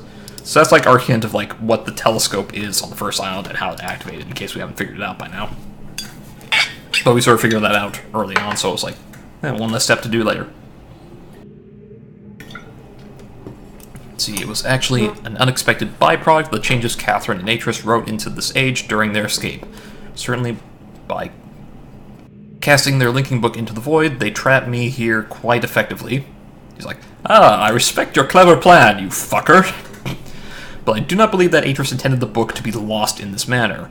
Much better to destroy it than to risk the possibility of its falling into unknown hands. He was originally going to, like, throw it in, just, like, link out of the world. The book stays behind in the world as a way out. But he was going to do it over a fire, so then it's like, link away, book falls into fire. Game over. So, unfortunately, Gen was chasing him at the time, so it was like, I don't have the luxury of stopping here. If I try and jump off a cliff or something while with this book, it's possible that while it might get water stained or something, if I jump into a river or something, he could still recover the book. So the Starfisher was basically like, oh, here's this weird space-time anomaly, let me just jump in that. Let's see. Now I think about it, it's kind of like a Deus Ex Machina in this game that is sort of like, huh? But it is sort of like the impetus for like how the player gets involved. And also, had they foreseen the creation of the fissure, they would certainly have thought that the vacuum it created would eventually consume the atmosphere of this planet, a fate which Catherine undoubtedly would have deemed unacceptable for her homeworld. Yeah, Catherine's originally from Riven. The construction of the imagers proceeds without fault, so that's like the devices he makes a pre-recorded image on and makes it look like, aha, your god is appearing! Bow before me, mortals, in my pre-recorded message! It'd be like someone from, like, yeah, imagine like a primitive civilization, like, being dropped into the drive-thru of a McDonald's, like, welcome back, have your way, please. See, cataloging the natural elements of this age for nearly 30 years, yet still continue to find evidence of the Denis preoccupation with 5. As a boy, it was very clear to me that the number 5 had a special significance to the Denis society, from the ancient heraldic emblems of the ruling elite to the humble homes of the commoners. It was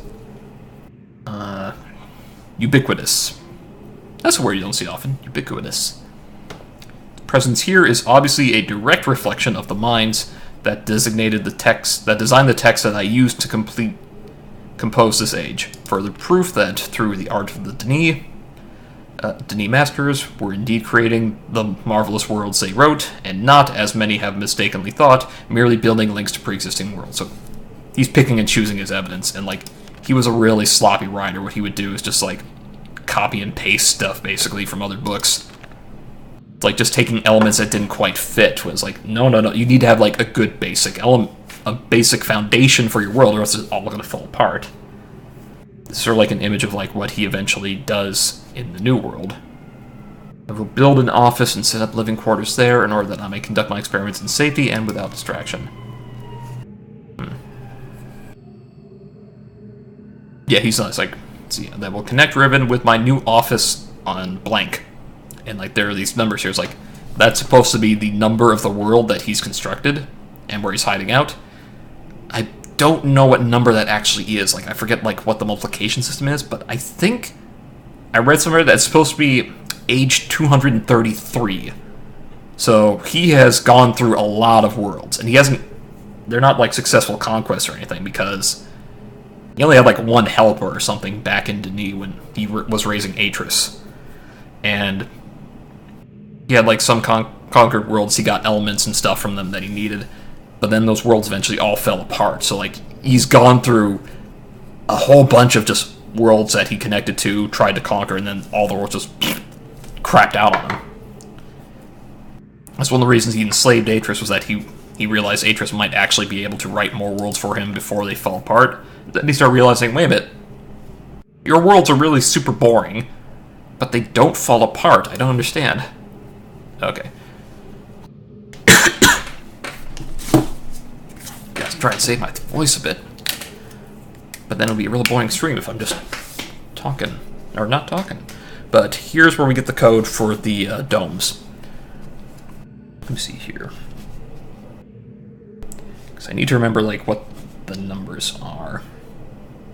Because basically it's like, the system is 1, 2, 3, 4, 5, and then it flips the number for 5, and then adds the number for the the first number in the 5 system and then adds 1 to that.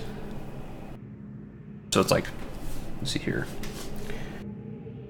1, 2, 3, 4, 5. So like the number 5 is actually just the number 1 just turned on its side. So that second symbol here is the number. That's the symbol for 3 turned sideways plus the symbol for 1. So 5, 10, 15, 16. 5, 1, 2. So that's 7, 16. That should be 20, I think. And these next two are 22 and 23. So I'll need this later if I continue the stream or just continue this game. Which I will. But I don't know if I'll continue it on the stream. Excuse me a moment. Ugh. Doing more talking than normal today. Got my assistants looking into this journal today. I'm glad I've chosen to write it in a language they cannot decipher. There are several more requests for some more reports of spirit sightings by some of the villagers. Seems under Catherine's leadership, the rebels, as the Black Moiety, or the Black Moiety as the villagers obstinately insist on referring to them. So basically, Catherine ended up trapped here due to the events in Mist. It's like, see here, yep, there's their symbol. Have a way to find them. Perhaps someone is repairing the damage to the 5th age. If so, it is almost certainly Atreus is doing.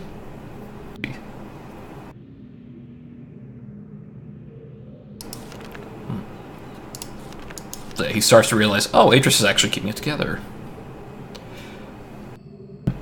Stumbled upon a lone rebel scout and obtained him from the most incredible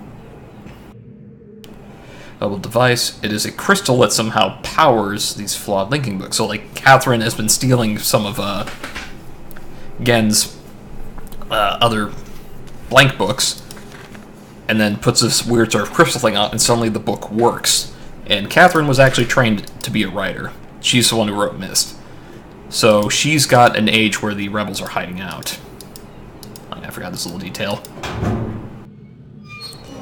The center of the room is a giant furnace where he's burning all the books that don't work. Oops. See here. So that's most of the bits of Survey Island, although there's a couple more things we can do here, I think. So getting to Survey Island is or Crater Island.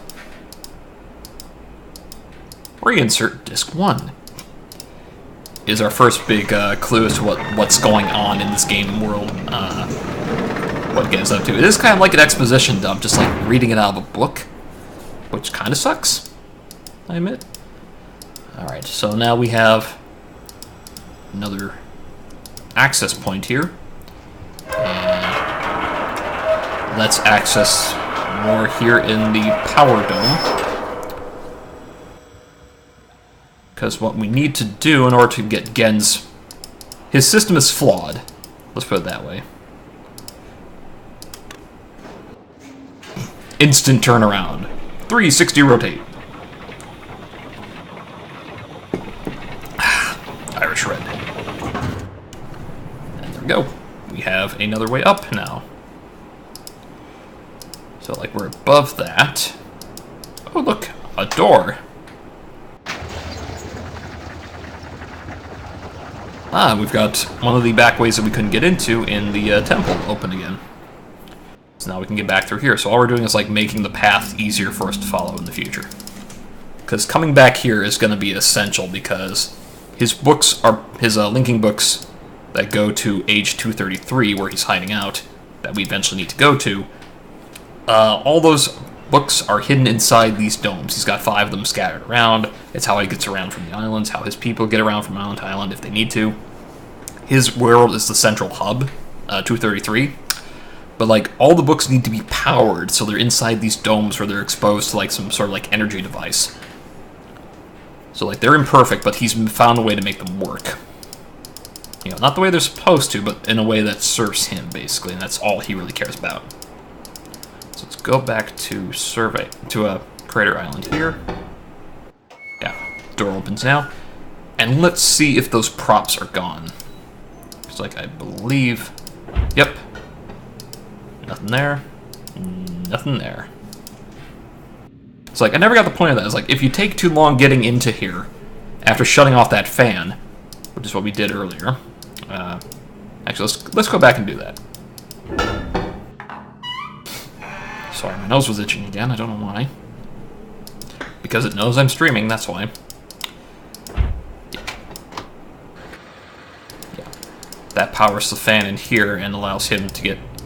He's basically pumping cooler air from here into his lab. But this is a little... No, we open it, and then we lower it down. Oh. Does this not have power? Alright, of course it doesn't. Derp. Forgot something here.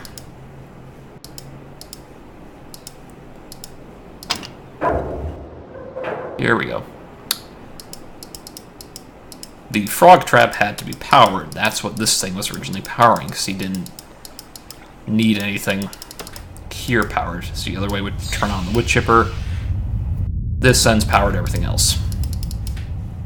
Wood chipper and the pulper, we don't need power in those anymore, so we can ignore that. Here we go. The fan operates on its own circuit, I guess. Always gets power. It's like, I don't want anyone turning off power except for that switch that's right outside the lab. So, like, turning off the fan is like the thing that's supposed to let him know, it's like, oh shit, someone is trying to get into my lab. So then, like, he grabs his stuff and disappears, so then you don't see it if it takes you too long to figure out that's how you're supposed to get in there. But, like, if you turn it off, immediately book it back and climb back up, that gets you what you need. Pardon me while I just speed run through this. This is a frame-perfect trick. Very hard to pull off. But, like, passage of time is a little weird in the games. Like, it measures it by, like, distance more than actual time. Well, let's pull this trap back up.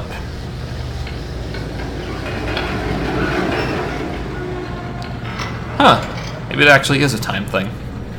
Okay, well, we'll come back here later then.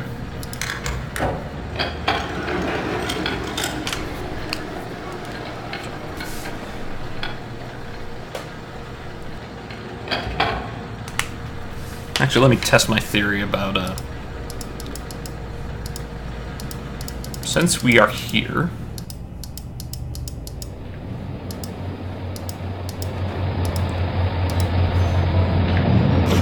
Right, again, that trick with the doors. Forgot about that for a moment.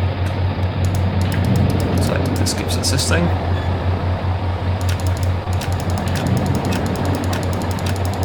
Just click that subscribe button, mash that bell. Nope. There we go. We have to hit the trigger when it's on, like, the eye that lights up, and each of these domes corresponds to a certain eye symbol. There we go. And that sort of leads to the big central puzzle of this game, is figuring out how to power up the linking books. And that is the thing I always need to break out a strategy guide for. Okay, so that's 20. If I'm right about this, 23, 22, 20, 5, 10, 15, 16, and 7. Yes! We have a combination. I know how to count!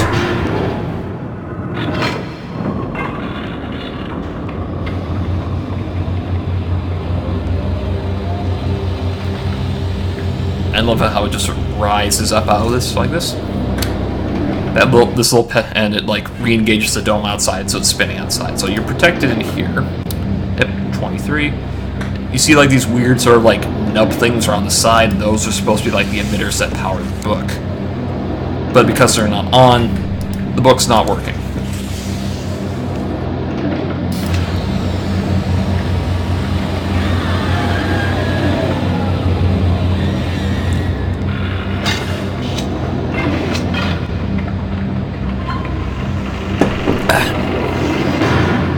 anyone ever got decapitated by this thing? Like, what if a really tall person, like when the dome swings back over, if like, bonk, and you're dead.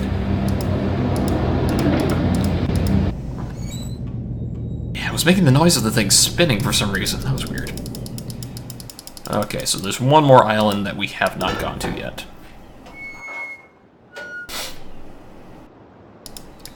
And that island holds the key on how to power up the domes and the books. Oh, that's weird. I pressed the summon button. So this is why I like go to like Crater Island first, because you open up this path between Survey Island, Crater Island, and Temple Island, which is going to be essential. The fifth island that we haven't found yet, and we will not be able to connect to unless we go to Gen's world, is the Prison Island. It is basically one of the landmasses that just sort of drifted away from the rest, and is not accessible by any other means. Maglev, cart, whatever. So, like, the only way to get there is by linking, and the only linking book is in Gen's office.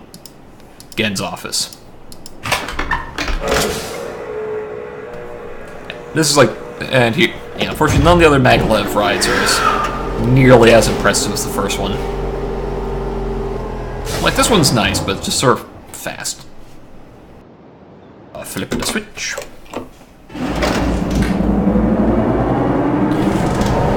Woohoo! Woohoo!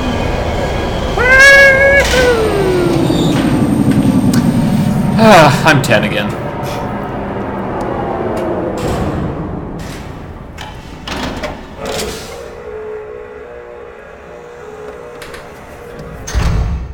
Alrighty.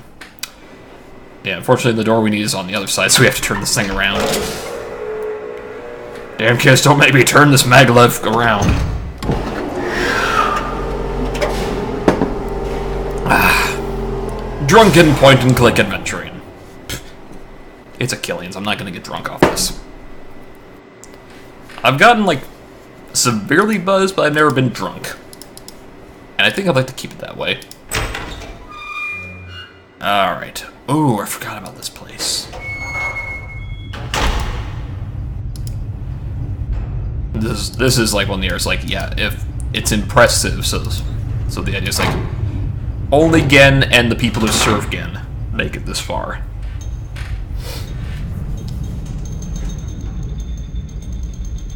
And this is, like, one of the more elaborate ways of getting around on the island. Yep, fucking gold elevator. Gold! Yeah! Gold! I'm a prospector! Yeah, one of the things we have to click on for the Easter egg thing is Gen's little star there. I remember. So we get inside this vaguely coffin-like elevator. The wooden side, much less impressive. Much more worn. And luckily, it's a watertight elevator. Sort of a throwback to the elevators on Myst, in a way.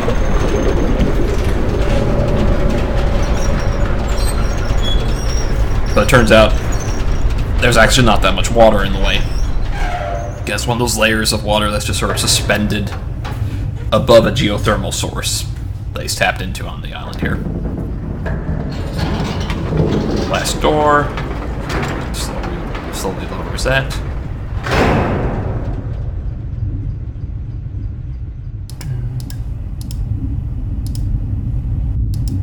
So now we are underground. Oh, right, the scribe. I forgot about this.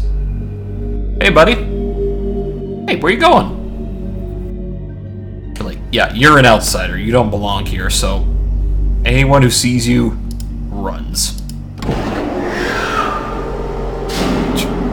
It's like trying to keep away from you. It's like, ah, it's a stranger. What's he doing? I have to get away. I have to run. So he runs away on the other path that goes to Temple Island. We'll take this path eventually. He can run away. We're fine. That's fine.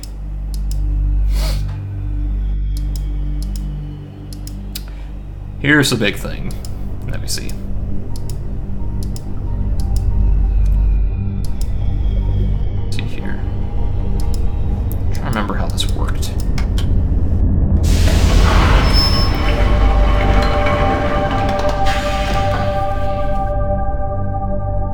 likes Gen's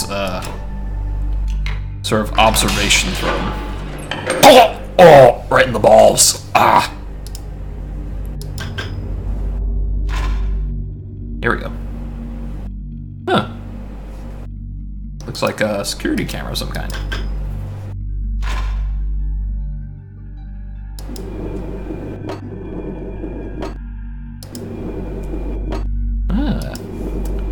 This is a security camera that's in the center of the lake. We could kind of see it back in the village. But the funny thing is, like, it sort of looked like there was one of those eye things sort of floating out in the water. And it's like, oh, we see it corresponds to the shape of a fish. So now we don't need to know, like... And we saw that was the one was back in the lab that he had fished out. So, like, the first symbol, when we need it, is going to be a fish. And let me see if this will proc anything. This is basically a spy camera he's been able to develop. Don't ask me how he figured out, like, surveillance technology. Oh, hello. And there is Catherine. Through a fisheye lens. You know, all the ladies and men, they say everything is better with a fisheye lens.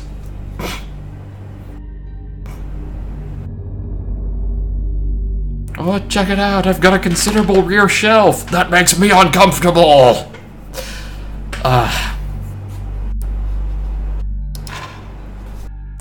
Sorry, one of my favorite Homestar Runner songs. So let's put that out of the way. Let's see, what does this thingy do? Oh. Huh, all these buttons. That's strange, they have,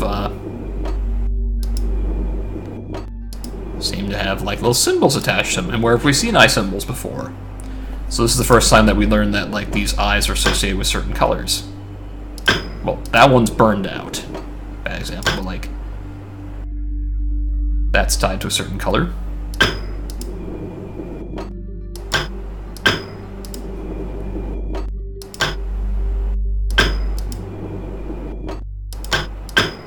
And unfortunately, you have to play guessing with one of them. Oh.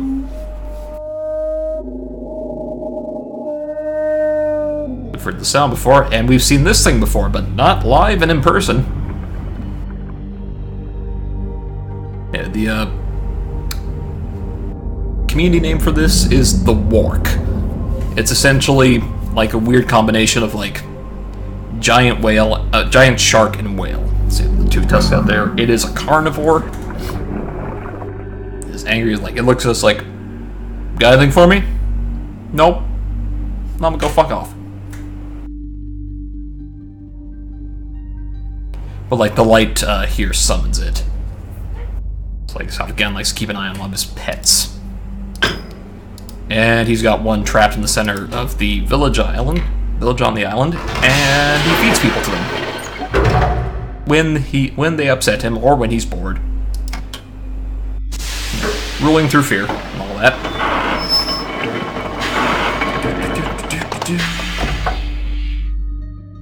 Alright, we are basically done here, except there's another half of this island we haven't seen yet. So we call the Maglev back after the other guy ran away. Alright, this one's one we have to wait for. So how's your day going?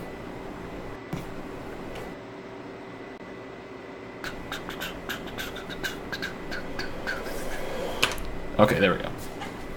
Just sort of skipping through some of this just to speed things along. Not skipping this, though.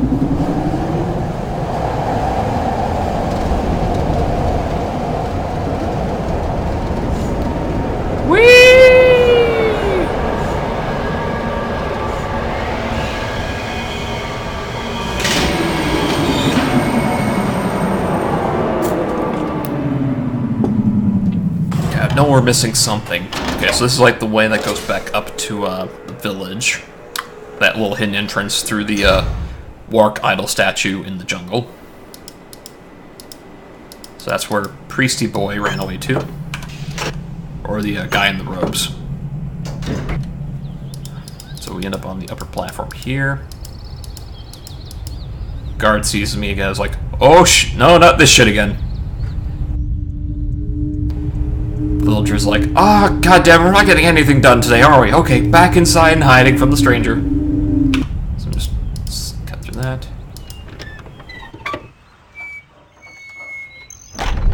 Alright, the control center. I forgot about this. This is the secret way into Gan's control dealie.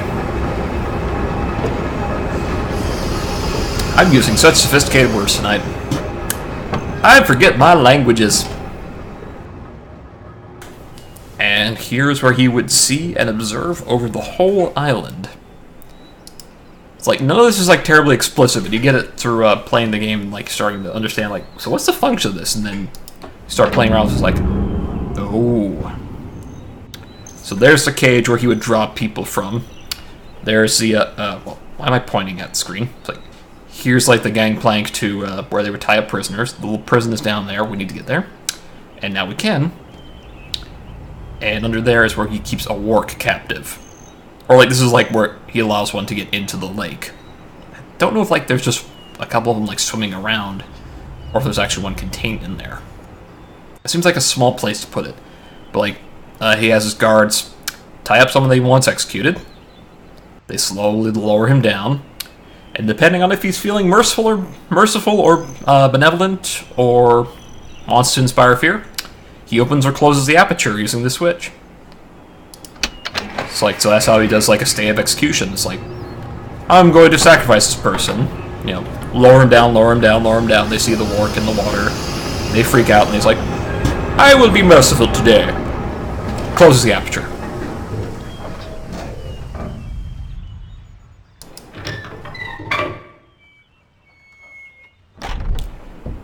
Okay. Don't need to mess with that. Now let's do a little... What is this route? Oh, that goes to the door. Good. Okay, so let's, doesn't want to skip this one. Weird.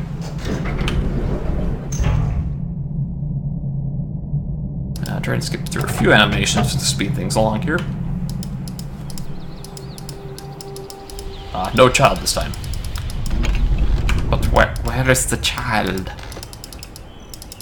Where is the native child? Oh wait, it's not here, damn it. Sub is elsewhere.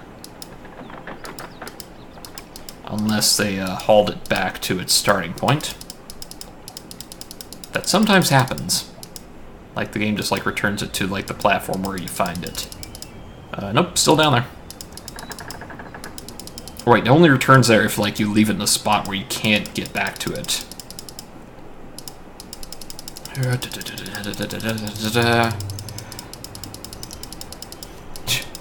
Like, what kind of speed must you be traveling at in order to actually... Yeah, if you go down too fast, like, you interrupt the animations of these moving. They're sort of like, well, fuck you, man. We're not gonna make the noise. We're just gonna swim off, fuck you. And off they go.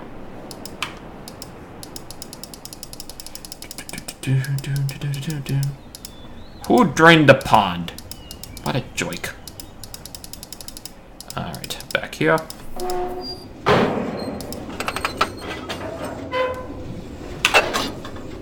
Alright. I'll let this one run because like you can see where the cage is, so it's a little easy to use that as a marker when you're in the water. Or like a guidepost when you're in the water. To the left, so let's go that way, just in case. I haven't had one of these in a while. They're pretty good. Okay, wrong way, I think, so... Can't open the hatch from here, because then we drown. Luckily, the game doesn't let us do that. Do a quick turnaround. Okay, there's the cage. We need to go there. Oops. I hit the wrong lever. Wrong lever, Kronk!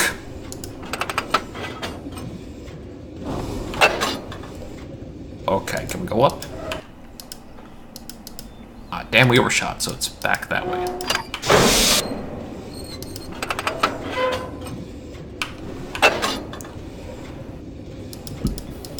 Okay, can't open, so one more. Give her another push. Damn it.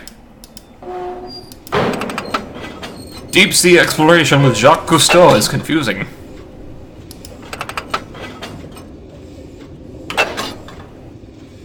Let's try one more in this direction.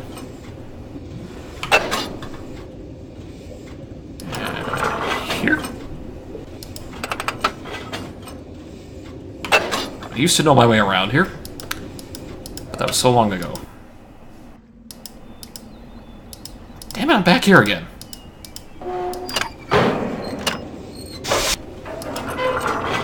Well, here's the failure part of Failure Friday coming back to haunt me. Okay, so the water is distorting, like, where it actually is, so, like, this is not it.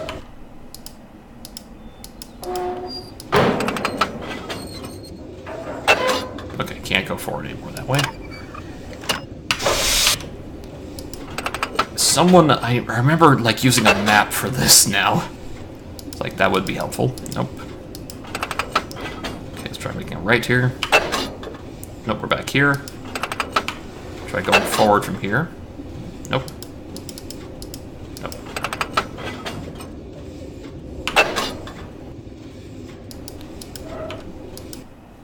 There we are. Okay, and now... Oh yeah, I forgot about this. Like, I couldn't... It's like, I remember it's like, there's a way to pull down the thing.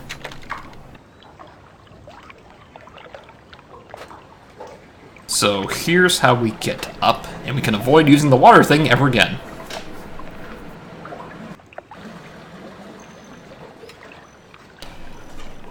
So we click on this, and we just literally ride this thing back up like a trapeze. Without trying not to think about, like, oh, someone was lowered into this water head first, and yet it doesn't go all the way down, so, like, they just got bitten in half, so they still had to, like, disconnect severed legs and feet from this thing. Ew. I'm trying to think about it. It's like, hey, buddy. How you doing in there? You look kinda sleepy. Hello, friend. Hi. Hey there. You want to get up? Want to come say hi? No? Okay. Well, I'm gonna let you out anyway.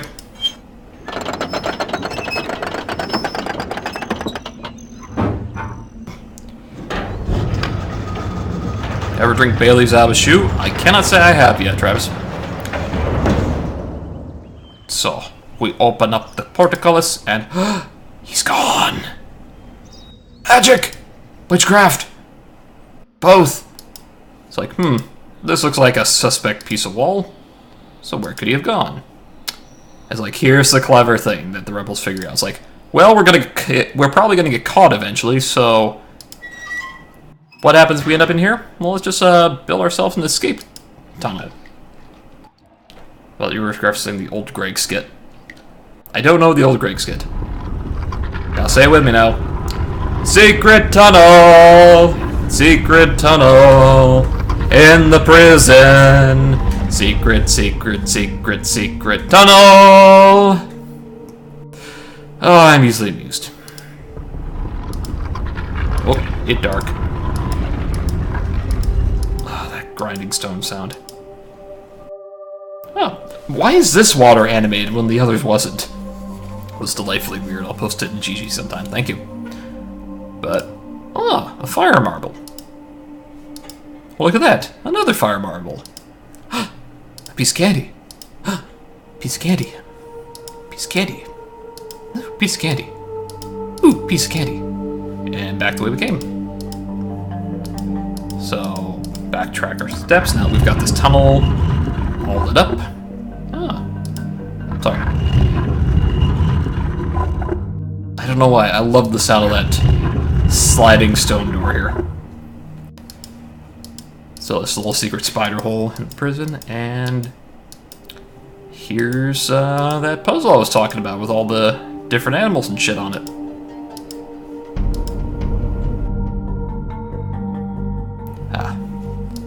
I love the theme here. It's like, we'll get to this, but like, for the sake of continuity, we're not doing this yet. So we're gonna backtrack out of here. It's like, I'll make sure we come back and do that in case I can't finish this next puzzle in time. Because I do have to end the stream just before 9, so I can make it to the D&D game. Let's see here. Door, down the ramp this way, and now we don't have to use the submersible anymore. Yay! Alright. We need to backtrack to Temple Island. And I think we can see something we haven't seen before if we go to Temple Island through back through the route that we used to get here.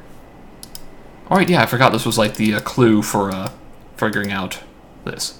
Ah, looks like a frog, and there's the eye. So that way, even if you can't place the sound, you can sort of get an idea of like what shape the eyes and such correspond to. So let's go back to Temple Island the way we got here.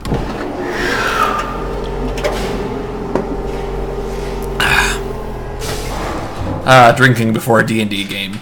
And while trying to play a puzzle game. Great idea. Great idea! I'm just a little mad.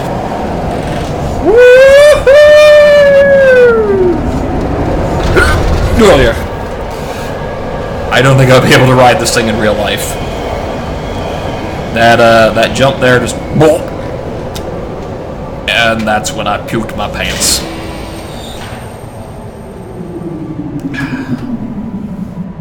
I'm gonna puke my pants. Ugh, please do not elaborate. No, it's easy. I do it all the time. First you take your pants. Second Home Store Runner reference I made tonight. Seem to have it on the mind lately. Let's see if it triggers. Yep.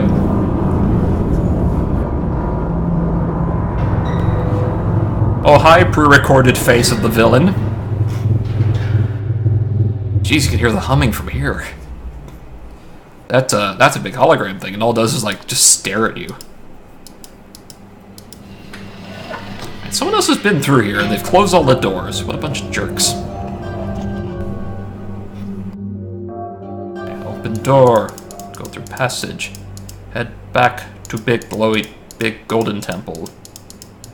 And now, since we've opened up all the other passages here, we can open the final thing. The stairs ascend!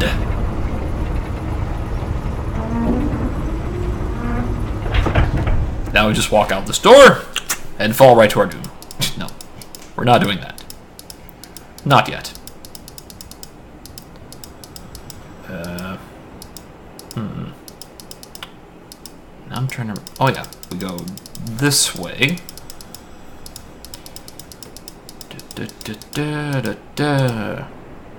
Because this should be open. And that makes us go down.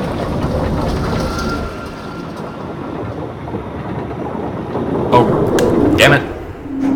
Going the wrong way. I'm a bright boy. This just accesses, that's how we access the marble dome. Damn it. Oh, shit. No, come back. No, I need you. Otherwise, I don't get out of here. Damn it. Wait, is there something down there? No, it's just a drain. Why is there even the option to look down? Okay. Fast forward through that. Actually, now thinking about it, I was like, did I miss an island? Like, because there's like the upper level of the island I didn't even get to over there. Oh yeah, I skipped through it by turning around in that craft. Damn it. Oh well, something for other people to look for. Okay, we go around this way, use the back way of the temple.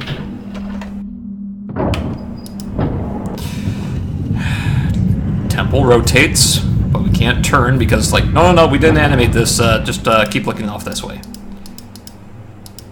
Okay. We need to, like, keep rotating it, so that we go back through, like, the main passageway back to the Golden Temple from, like, the way that we got there before, the Golden Dome, the way we went from before. It makes sense, shut up.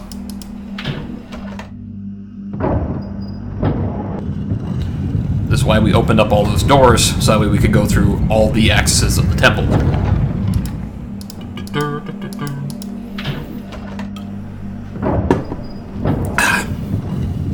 Still offering game codes for this.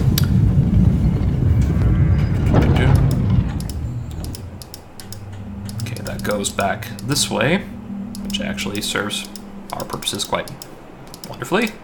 So, back here. Rotate it, and there we go. And now the way is up. And now, the fire marble puzzle. I skipped over this section on Survey Island, but basically you find like this weird sort of like grid mapping thing. It's sort of like those, I forget what you call them, but like, remember those like, weird little like desk tchotchkes you find? Excuse me. Those little like things you put on someone's desk is like, it's just like a row of pins or something, and then you push your hand through on one side and it like makes an impression of what you push through on the pins, with the pins on the other side. There's an entire like thing that graphs the entire island into like these little squares. You can sort of see like, here's Survey Island, this is Temple Island here, this is the one island we haven't been able to get to, this is the big jungle island, and Crater, not Crater Island, Crater Island, I keep forgetting which one's Crater Island now. But like each of these like sort of squares, you can sort of see like the faint outlines of them are all here on this thing. And then we use the color, there's that one imager device that we used that assigns colors to each of the eyes, and each of the eyes corresponds to one of the fire marble domes that contain the books on each of the islands.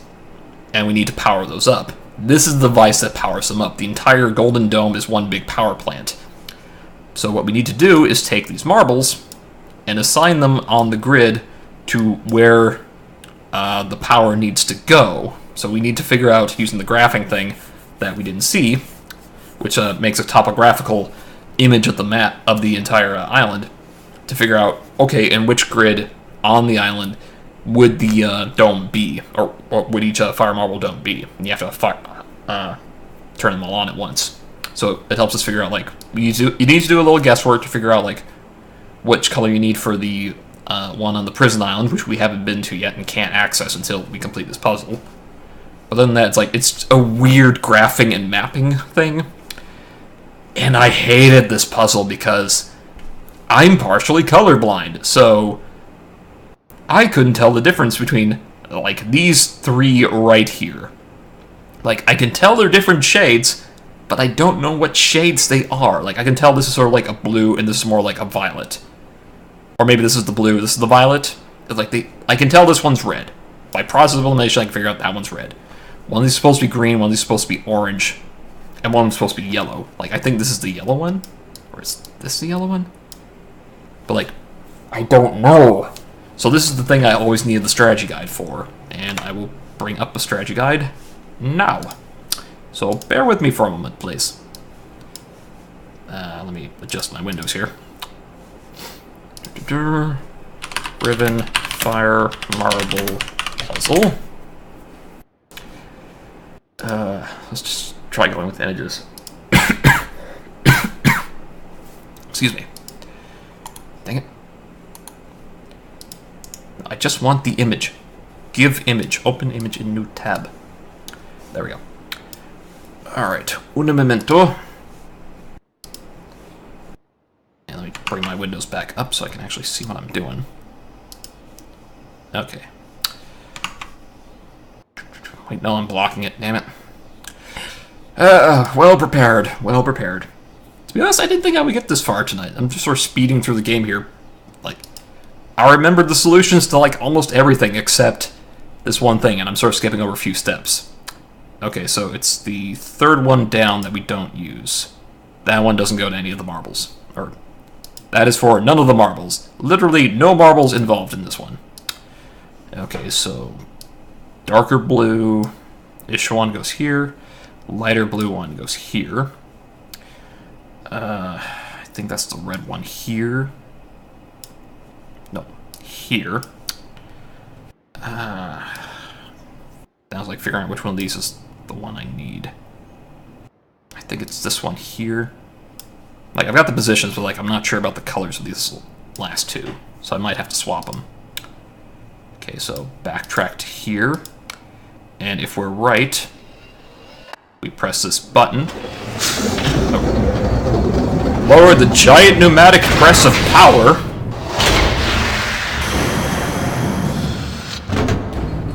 Yeah, this is like weird fantasy steampunk in a way. And, hang on, just trying to bring my windows back up the way they were supposed to be. And also bring the chat back up.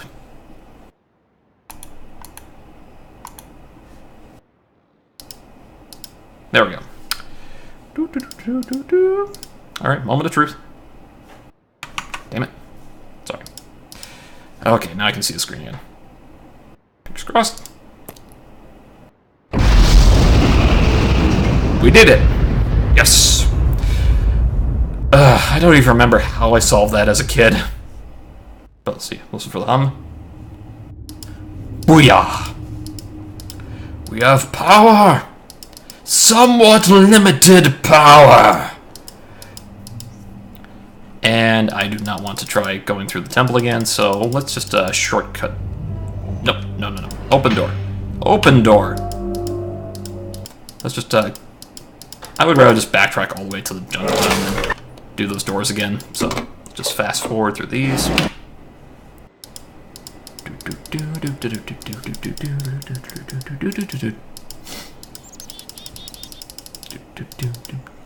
Axe. So, what's the purpose of powering on the books? Powering on the books is how we get to Gen. Because Gen is not in Riven.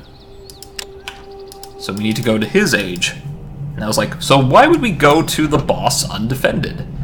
Because reading Idris's journal, we realize that linking book he sent with us, you know, this is the thing he told us to keep well hidden. The mislinking book he gave us was a fake. It's like the trap books that were on Mist Island in the first game that Cirrus and Akanar were trapped in. So basically, the whole goal is like, okay, I can't have you kill my father. I don't think you could defeat my father. All we can do is trick him. We give him the thing he wants. A way back to Denis. Or like, it's not a mislinking book. It's a linking book that goes to Denis. Or appears to go to Denis. So it's like, okay, he won't be able to resist temptation here, so he will use it. And he will end up trapped in the books. That way he is contained, and he is, you know, forever trapped, unless someone else uses the book. And that's the thing with, like, we have to remember about the books, like it's from the first game, is that they work by someone uses it like a linking book, and it can only contain one person at a time.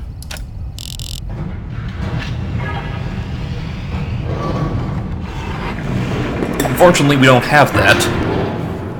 But Gen thinks, well, we'll get to that. This whole scene will happen once we get here. And this is like one of the best pieces of, coming up is like one of the best pieces of FMV in a video game ever. Now since this book is powered on now, it works. And we see here, the 233rd age of Gen. It's a very fantastical looking world, which is what he's kind of known for. He goes for this outlandish, very stylistic approach to his writing, which is why all his worlds are unstable. He takes bits and pieces of writing that he thinks look very pretty, but they aren't a coherent form or a solid whole. So all his worlds end up falling apart. And that linking sound is kind of like the linking sound we hear in the other games. but different, because like he's using a different system to get these linking books to work. So like, here are a bunch of linking books inside this cage here, because again is a paranoid person. And this little call button here, but like all the books you can see are corresponding to different islands, including the one we have not been to yet. This is the prison island. This is where Catherine is. Unfortunately, we can't get to her because the book's powered down, so there's really nothing else to do but push button, summon villain. That transition was fast. Like, it's supposed to like light up, but like we barely see it here. And one of the best things about Riven, this fucking actor. I can't remember his name for the life of me right now, and I'm so sorry, but this guy did a great performance. Now we'll just shut up for a bit. I apologize for the cage.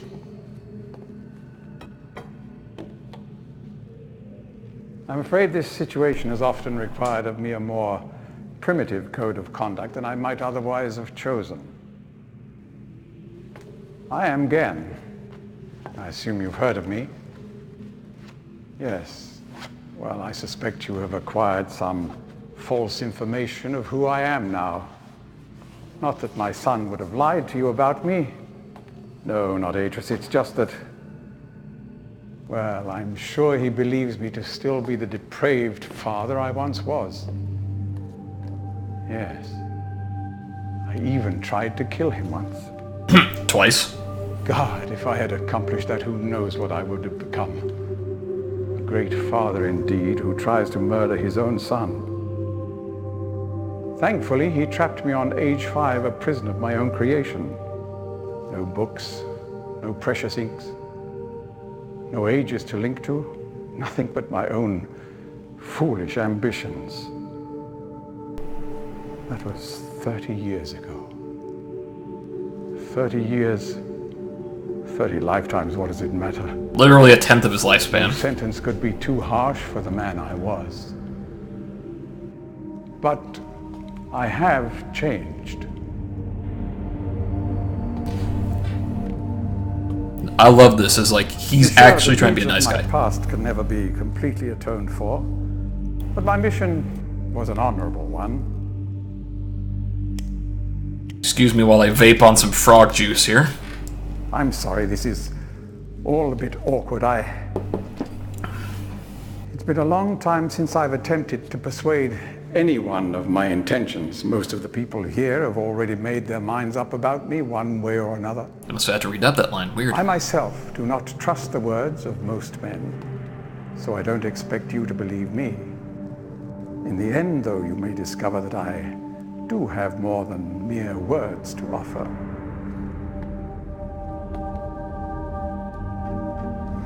Okay, we get it. You vape. Atris's choice of punishment has been hard on the people of Riven, and many have suffered because of it. The island has been steadily decaying for years, but according to my most recent measurements, it appears that the 5th age has entered its final days. Unless the villagers can be relocated soon, the island will collapse entirely and everyone will perish. Slight cut It's there. taken me a long time to do it, but it appears that finally I'll be able to make some substantial amends to my past transgressions, especially in... well, I'm afraid I've had some trouble with Catherine and the moiety. Go on. In any society, there will always be a small percentage of the population with rebellious tendencies. Here's where the For facade Catherine starts to here, fall a the bit. moiety, as they call themselves, had been relatively harmless. I mean, the natives here are a fairly violent people by nature, but I'd almost come to accept their presence. It seemed inevitable under the circumstances.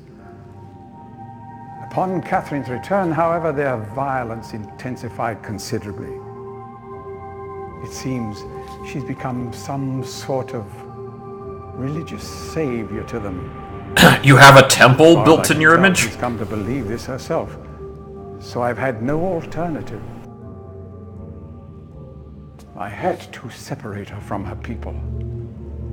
I must admit, though, that my concerns were not entirely for her safety alone. The actions of Catherine and the moiety have put my own life at risk on numerous occasions. I'm the victim The here. lives of all the people here. Therefore, I must ask you to refrain from any attempt to free her. Although I'm sure Atreus desires it. Indeed, he must desire it with all his heart. But he is completely unaware of her recent state. So try to dissuade us from what our current mission is. Transition here depending on what you've done in the game up to this point. I know that you arrived in the Fifth Age with a book which was immediately stolen from you. Needless to say, its reacquisition is of interest to me, though my personal history with the moiety does not give me much hope for it. Still, there is a chance you might somehow manage to retrieve it. If you do, I would ask for the safety of all concerned that you bring it to me at your earliest opportunity. This actually is the best option. Again, to be honest, my reasons here are partly selfish. There is so much yet to be resolved between Atreus and myself, especially in light of what has become of Catherine. I want to make up with my boy. In any case, my immediate concern is the completion of the sanctuary I've long promised to all the islanders. In the meantime, as a token of my good intentions, And also to I will get you allow the hell out of here. free access to my linking books, crude though they may be, and to the rest of the Fifth Age. I love how you can see like a little bit of gold spreading on the books there to show that they've been activated. And then hide another transition there. Music here.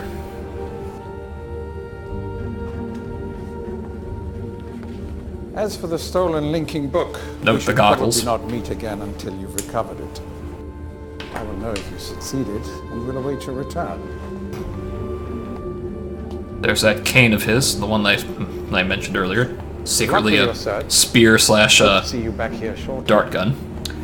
The funny thing is, you can leave, go back, and like summon him again. He's like, I don't know why you summoned me. You don't have the thing that we're both looking for, so please don't message me again.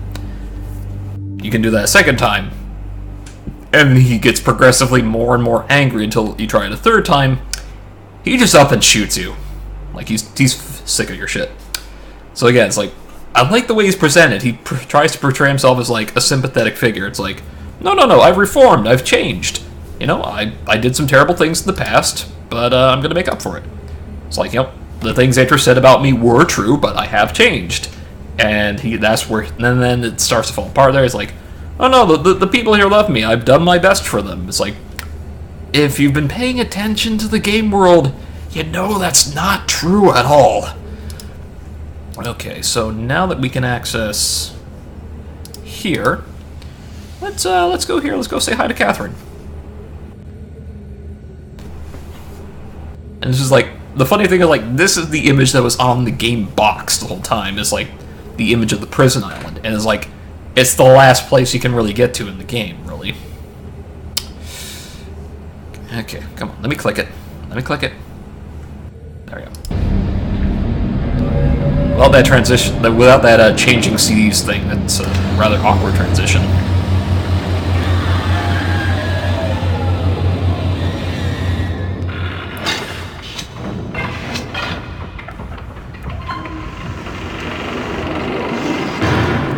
But I love that whole speech. Like, it goes on for a while, but the actor's good, and then that whole thing is like, he's trying to con you, basically. I know, this isn't the image that was on the box. Duh. The island on the box is of the Rebel Age that Catherine wrote. Let's see here. So this is the combination to actually open the door to her prison. This just raises the lift. We don't get the combination until we defeat Gen.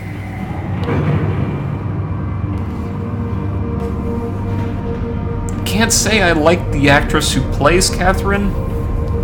She gives her like a weird performance here, like overacting in a way. But remember, there's a camera in here. We saw it earlier. Yafe adik. Speaking Dunny. You made it. No English. But how'd you get past Ken? We're bros now. It's cool. I'm kidding. He must really believe I've gone mad.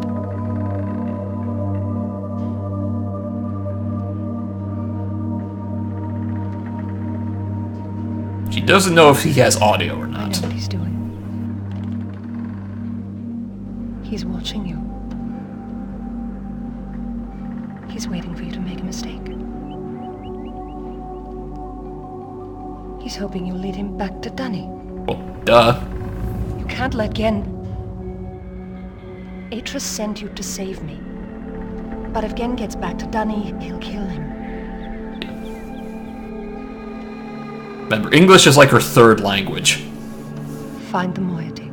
They have the book. Be careful. Go then. Now acting. If you won't help me, then I have nothing more to say. And then if you come back here, she just sort of repeats the same thing, but like more annoyed. And then she just sort of like walks around on that sort of catwalk outside.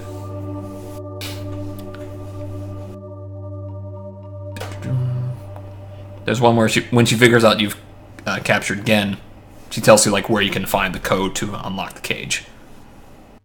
Okay, just fast forward through these next couple of things. So we need to go back to Jungle Island. I kind of wish like you didn't have to keep entering the code in. Like this part seems annoying in hindsight now. 16:7.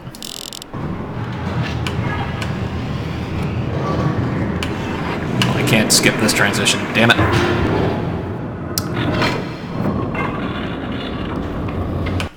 There we go. Alright. Jungle Island is this book. Yes. Yes. Yes. Yes. I was like, and I don't really get how Gen thinks he can trick you here. Like, the only way to really, like, lose the game at this point is to, like, do something really stupid. And that's not exactly hard. Like, Mist had like 3 or 4 bad ends. It's like...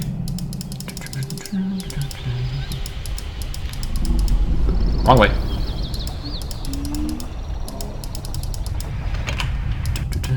Yep. Sound the alarm. Oh no! Big, mean, bad person. No. Okay, back up the thing. Gonna have to look at the strategy guide again because I do not remember the combination here. But here was like one of my favorite things in the game. Was the getting to the moiety age was like figuring this out was so cool. But this little puzzle here is impressive. Like I remember, okay. I think I remember 1, 3, and 5. Like, I know what the symbols are. So the first one is fish. I think it was beetle second. It's actually kind of like in the pattern of like greatest to largest, I think. Third is frog. Fourth is the wark.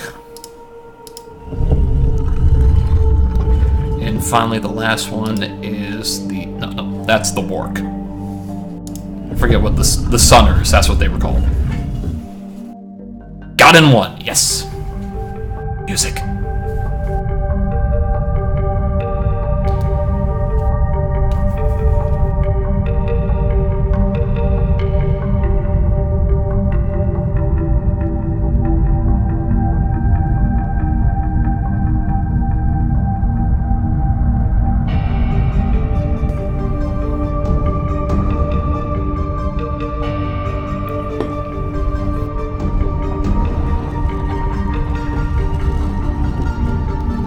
Music is more dramatic than it has any right to be. but I still love it. It's like the linking book is hidden behind this wall of water, and then like solving the puzzle all it does is redirect the heat in the room, so it pushes the water away, because that's how the water works in this world, as we've established. And there's partially burned linking book that they stole from his lab, and this weird sort of crystal imager that they somehow discovered, and Catherine was able to fix to his books to make them work without having to use the power system that he does. So she writes them up, an age where the rebels can hide out. And ultimately, this is where the people of Riven will have to go to, because they can't stay here.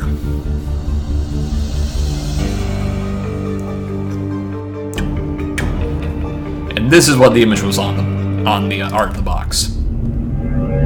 Just this image of this weird sort of tree hive in the middle of a lake in a canyon. I was like, can't actually get there. We see birds flying, weird bird things flying around. It's dark. It's obviously inhabited because there's like steam coming out the top. So it's like, okay, we can't get there. Let's turn around and see what's here. This weird kind of effigy of what's supposed to look like Gen covered in like tiny knives. From what they read in the game lore, like the knives on there are supposed to represent a moiety or member of the rebels who have died trying to fight Gen. So they just stick them in this effigy of him, and this is a linking book that goes back to Riven. Oop. Why didn't I turn around? So there's the prisoner, and that's the person who bailed me out of the first prison. And I have been darted.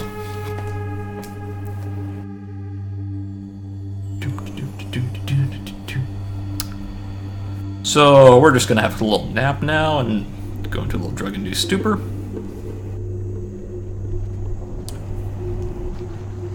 And oh, we're in some kind of a boat heading towards the hive.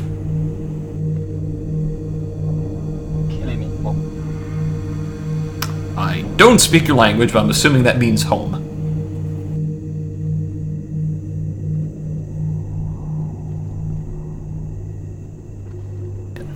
Since they made most of like the native Riven people sort of look like I don't know if they actually cast Native Americans or Aborigines. No, Native Americans. Aborigines are Australian dirt. Like native land people.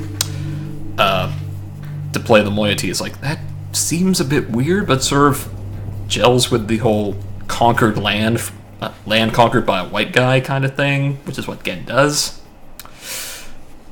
Oh, what a nice ceiling. Okay. Okay, that's where I was. Yeah, so we're pretty high up. There's a bowl. And we're inside the hive. Not much we can do here right now.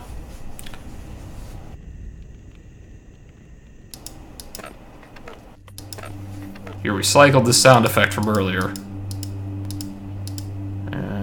Just go back to staring at the ceiling. Oop. And then something happens. I have to sit through this cutscene here. Like they weren't expecting me to be awake yet. Oh, hi lady. Katarina e now da saya palo. Yapa ay manay yalepo. Mio tisay. Bekaretere wirape yelo kene falapo. Tisay. Why te fulupe?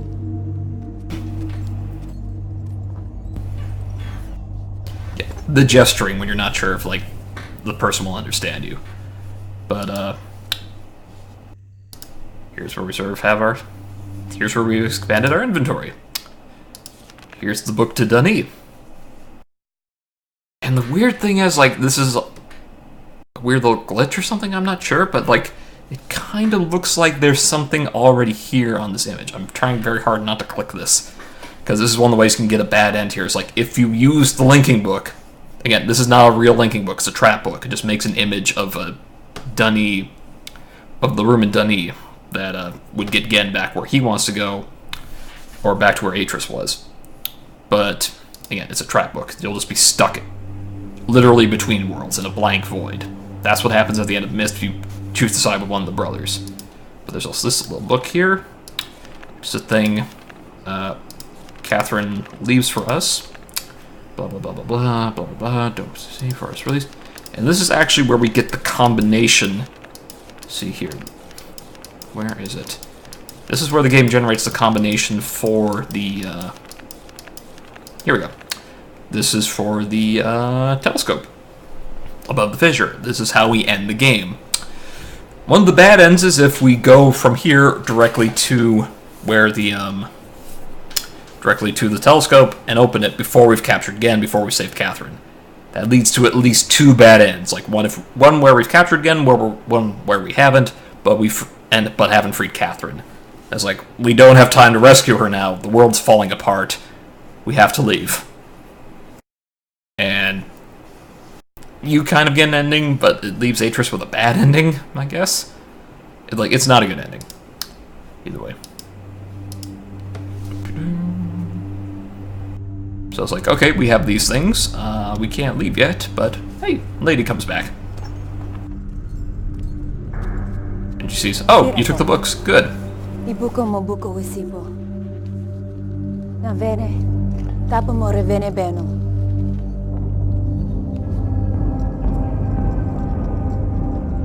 Now, Katerina ne. Wisifa polo yai sepe yai. She's basically, I think the impression here is that she's basically saying, like, we need you to free Catherine. She's our only hope. She's basically our leader. But you have to be careful again. Don't let anything happen to her. And another linking book, undamaged this time. Goes back to the cavern where we just were. So now we go bring the book to Gen. Here's where we can trigger a couple of the bad ends. One of the bad ends is if we use the trap book while we're in the Rebel Age. All that happens is that we end up trapped in the book. We see a rebel open the book and he's just sort of like poking at it. He's like, should I use this? Should I not? And then like someone off screen is like, are you stupid? Don't fucking use the book, in their native language. And then they just close the book and that's the end of the game. Credits roll. So you're just trapped in the book forever. If we use the book here at any point, before or after meeting with Gen, a guard picks it up and brings it to Gen, and then Gen makes the guard use the book. And this is actually, the bad end is actually kind of a hint as to how to win the game. When the guard uses the book while you're trapped inside, you switch places. So the guard ends up trapped, you get freed, and then Gen sees this, realizes this is not a real linking book, because he just realized the guard changed places with someone, or the guard disappears when someone else appears. He immediately takes his blow guard gun and shoots you. If you've already met him at that point, he basically gives you a speech while your vision slowly fades out and you die, about how upset he is with you. But, you know, it's a clever idea, but I am so fucking disappointed in you. And he also realizes that, oh, this was an attempt to trick me. I'm never getting out of here. I have to focus on my writing this new age so I can resume my plans. The other one, which is a little more funny, is like, if you find the trap book before you've met Gen, again, a guard finds the book, takes it to Gen, he makes the guard use it, the guard gets trapped, you get freed, he sees you, he shoots you, and then he's just like, I'm sorry, I don't believe we've met. And then basically just like, gloats as you die.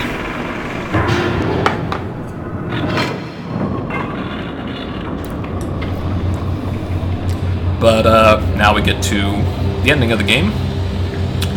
We might actually be able to finish this up in the next 15-20 minutes. Let's fast forward to this a bit. But let's talk with Gen again. Well done. Bert? Oh, hey dog.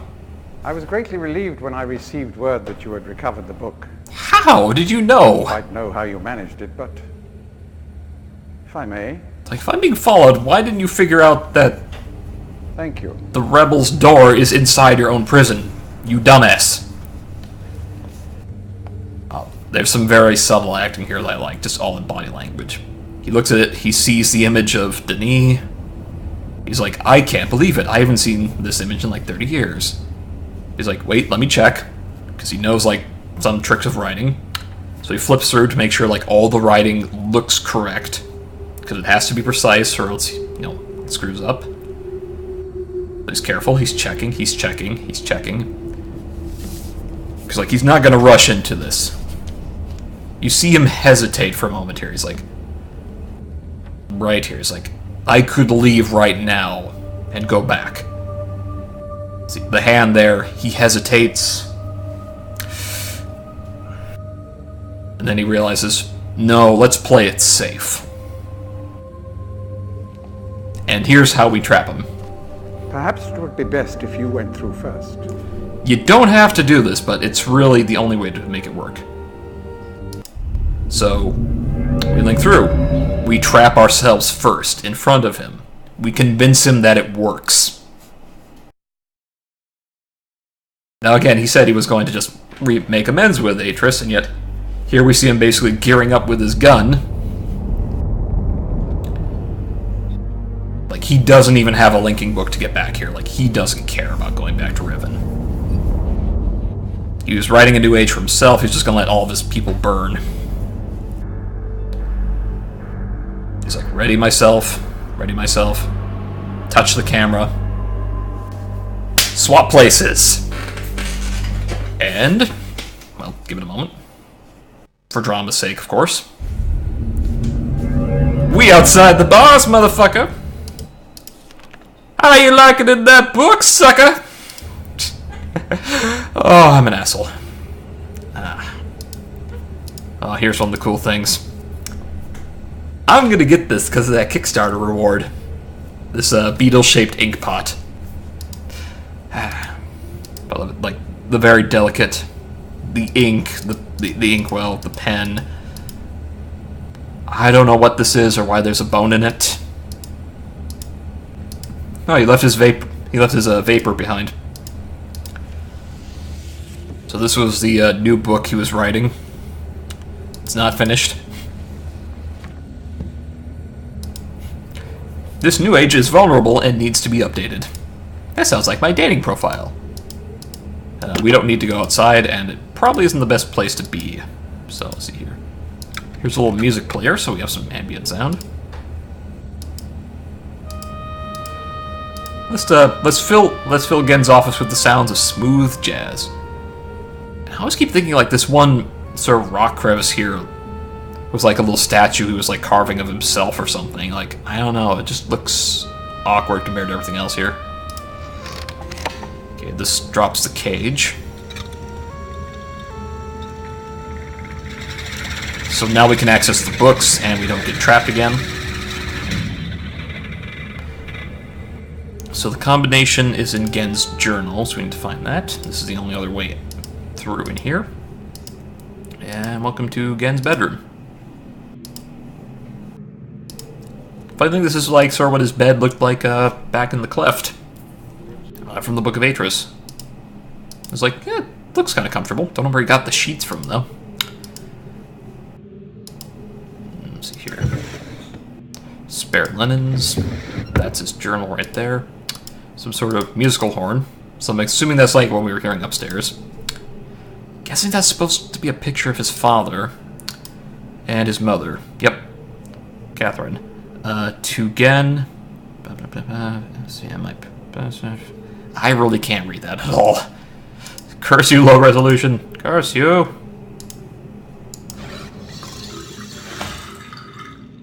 I'm assuming that's his, like, sanitation unit. I'm hoping that's not like a weird toilet or something. Alright, the imager here. This is... Oh yeah, this isn't his mom. This is his wife.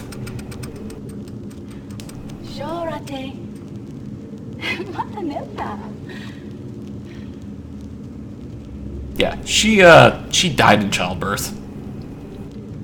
Tagamem, san potegan shem. Fasi.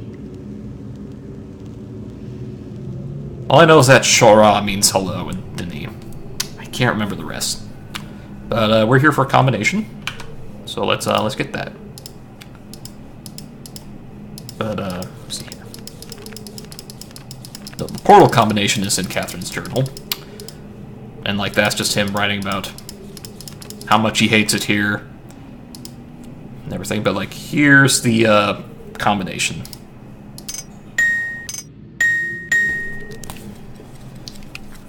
This weird little timekeeper device that makes a tone when you open it.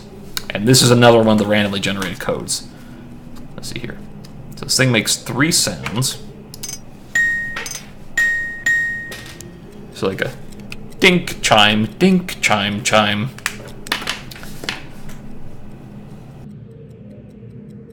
Okay. There's 3 possible sounds it can make, so we only need that. So we go back here. Come on, speed up, speed up.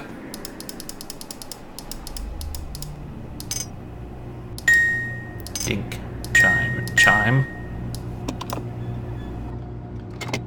And now we enter the end game. Yes, I will wrap this up on time. And now we go up. Milady! Milady? No, we're not doing that. It's like, your escape awaits, milady! I have to stop saying that. It's not a bad word, but it just has negative connotations now because of douchebags. It's like, wow, this room looks so much different without the bars in the way.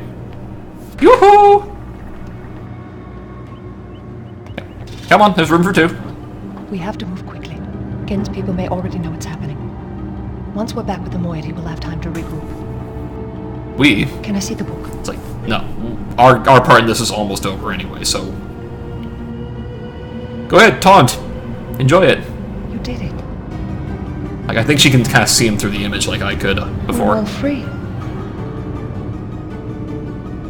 You captured Gen. Congratulations! But there's still his followers. I'm not sure what they'll do once they realize he's gone. I'll have to get the villagers to safety as soon as possible. You go back to the Temple Island and reopen the fissure. I know it's risky, but it's the only way to signal Atris. I'll try to make it back there as soon as I can, but don't wait for me. Don't forget, the portal combination's in my journal. Good luck. I like that little subtle touch of, hang on. I'm just gonna tear out the guts of this locking device so he can't chain me back up in here in case this plan goes sideways. Then we have to wait for her long enough so that she can use the linking book to go to Gen's place. So you sort of have to stand here for a bit while the music plays. Ow. Come on. Come on. Come on, game. Game. Don't crash on me now. I haven't saved at all. There we go. Just a long-ass wait. So now it's spinning again, and now we actually get to see what this dome's symbol was. Ah, damn it, I missed it. Damn it. There we go. I do have a soft spot for kinetoscopes like this.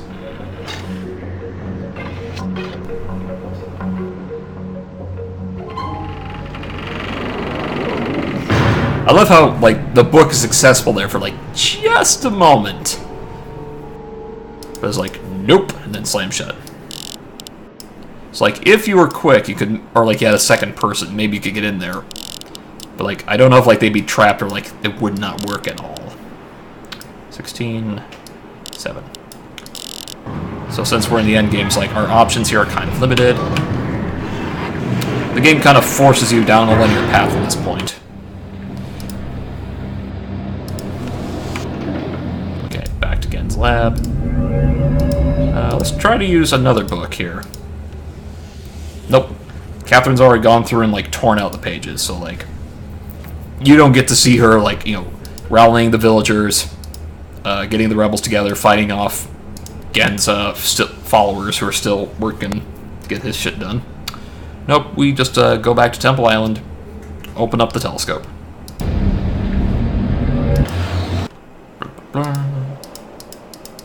Yeah, and all the other routes have been sabotaged at this point, so we can't go anywhere else even if we want to. So the game kind of like forces you down. It's like, no, you're on the ending now, so just keep going, keep going, keep going, keep going, get out. Let's see here. Speed through the end there. Oh yeah, one of the spider Easter eggs that end up being revealed after the game had been out for a while. On Gen's Imager, once you unlock how to find the Easter eggs, like, yeah, someone retracted that. Have to put this back down. Once you find, there's like 5 or 6 objects in the game that you have to click on in a specific order. And there was like this whole like sort of online puzzle that yet they were giving hints for that eventually got solved. And it was like, okay, click on these 5 things in the game, and that unlocks the Easter eggs. We're not going to tell you where the Easter eggs are, though. So, like, you find the Easter eggs, and they turn out to be, like, things in the game that you click on. You click on those, it triggers something else, or, like, it shows you, like, an area of the game without the texture mapping. So you see, like, all, like, the vertices and textures and crap on it. Let me see here. So what is the combination? 2, 3, 2, 5, 3. 2, 3, 2, 5, 3. Waha! I have created a hole. Okay, so take a look. My God, it's full of stars. This is a noisy telescope. Press it right up against the glass. Oh, that's a nice image. But there's our escape route. But how are we going to break it through the glass? We would not know to click here without just random clicking, or if we hadn't seen Captain's Journal. So, you want to see an endgame? Let's see an endgame. Also, let's destroy an entire world's atmosphere by opening up a rift in space and time that happens to exit into New Mexico. Nice job breaking it, hero! Like, I don't know how it's created this much suction, and I'm not getting sucked through either. Goodbye, Dagger. I'll see you later in Mist Online. It's like, and there's Atrus's cue. It's like, well, this world's fucked. I think that was your doing, right? There isn't much time. Where's Catherine? Where's the book? Atrus! I don't...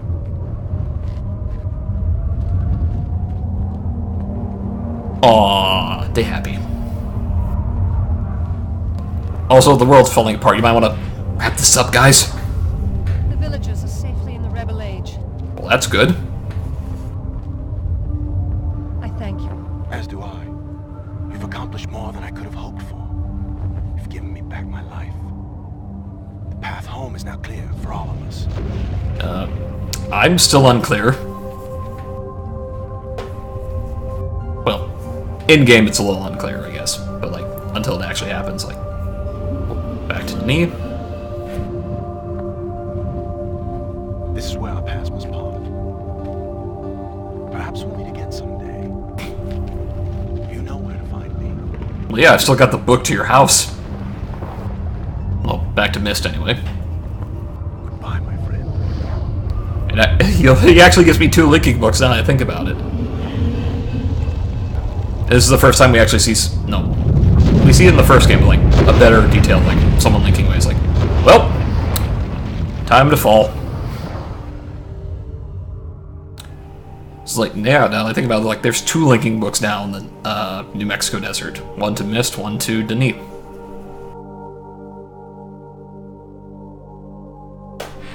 There are some who say this cutscene looks very vaginal. In fact, the word makes people very uncomfortable. Vagina. I'll stop. Now I understand. Endings and beginnings are within the fissure. That riven cleft of stars that access both a wall and a bridge.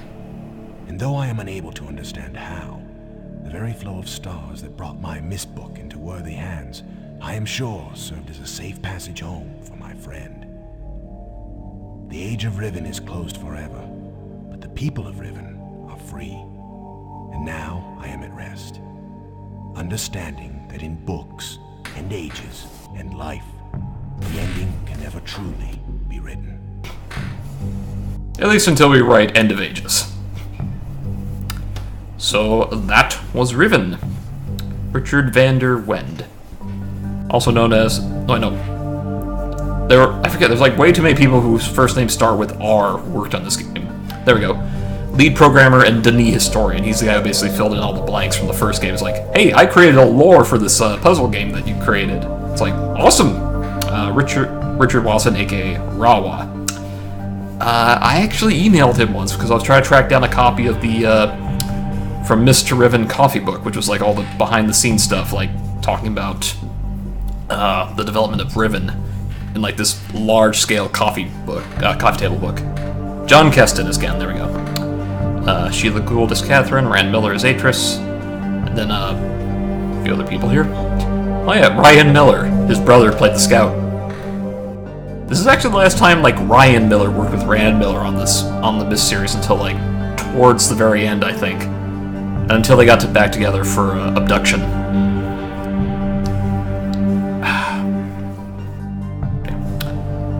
What was one? Well, yeah, one of the Easter eggs I was talking about. You click on a little bolt that's on the side of Gen's chair on the imager once you've unlocked how to view the Easter eggs. One of them, no. Is that the one that does it? But you click on something on the imagers in the, on Survey Island. The ones that, like, showed Catherine's room, or around the Crater Lake. Or around the Village Lake. It plays a Silly Putty commercial.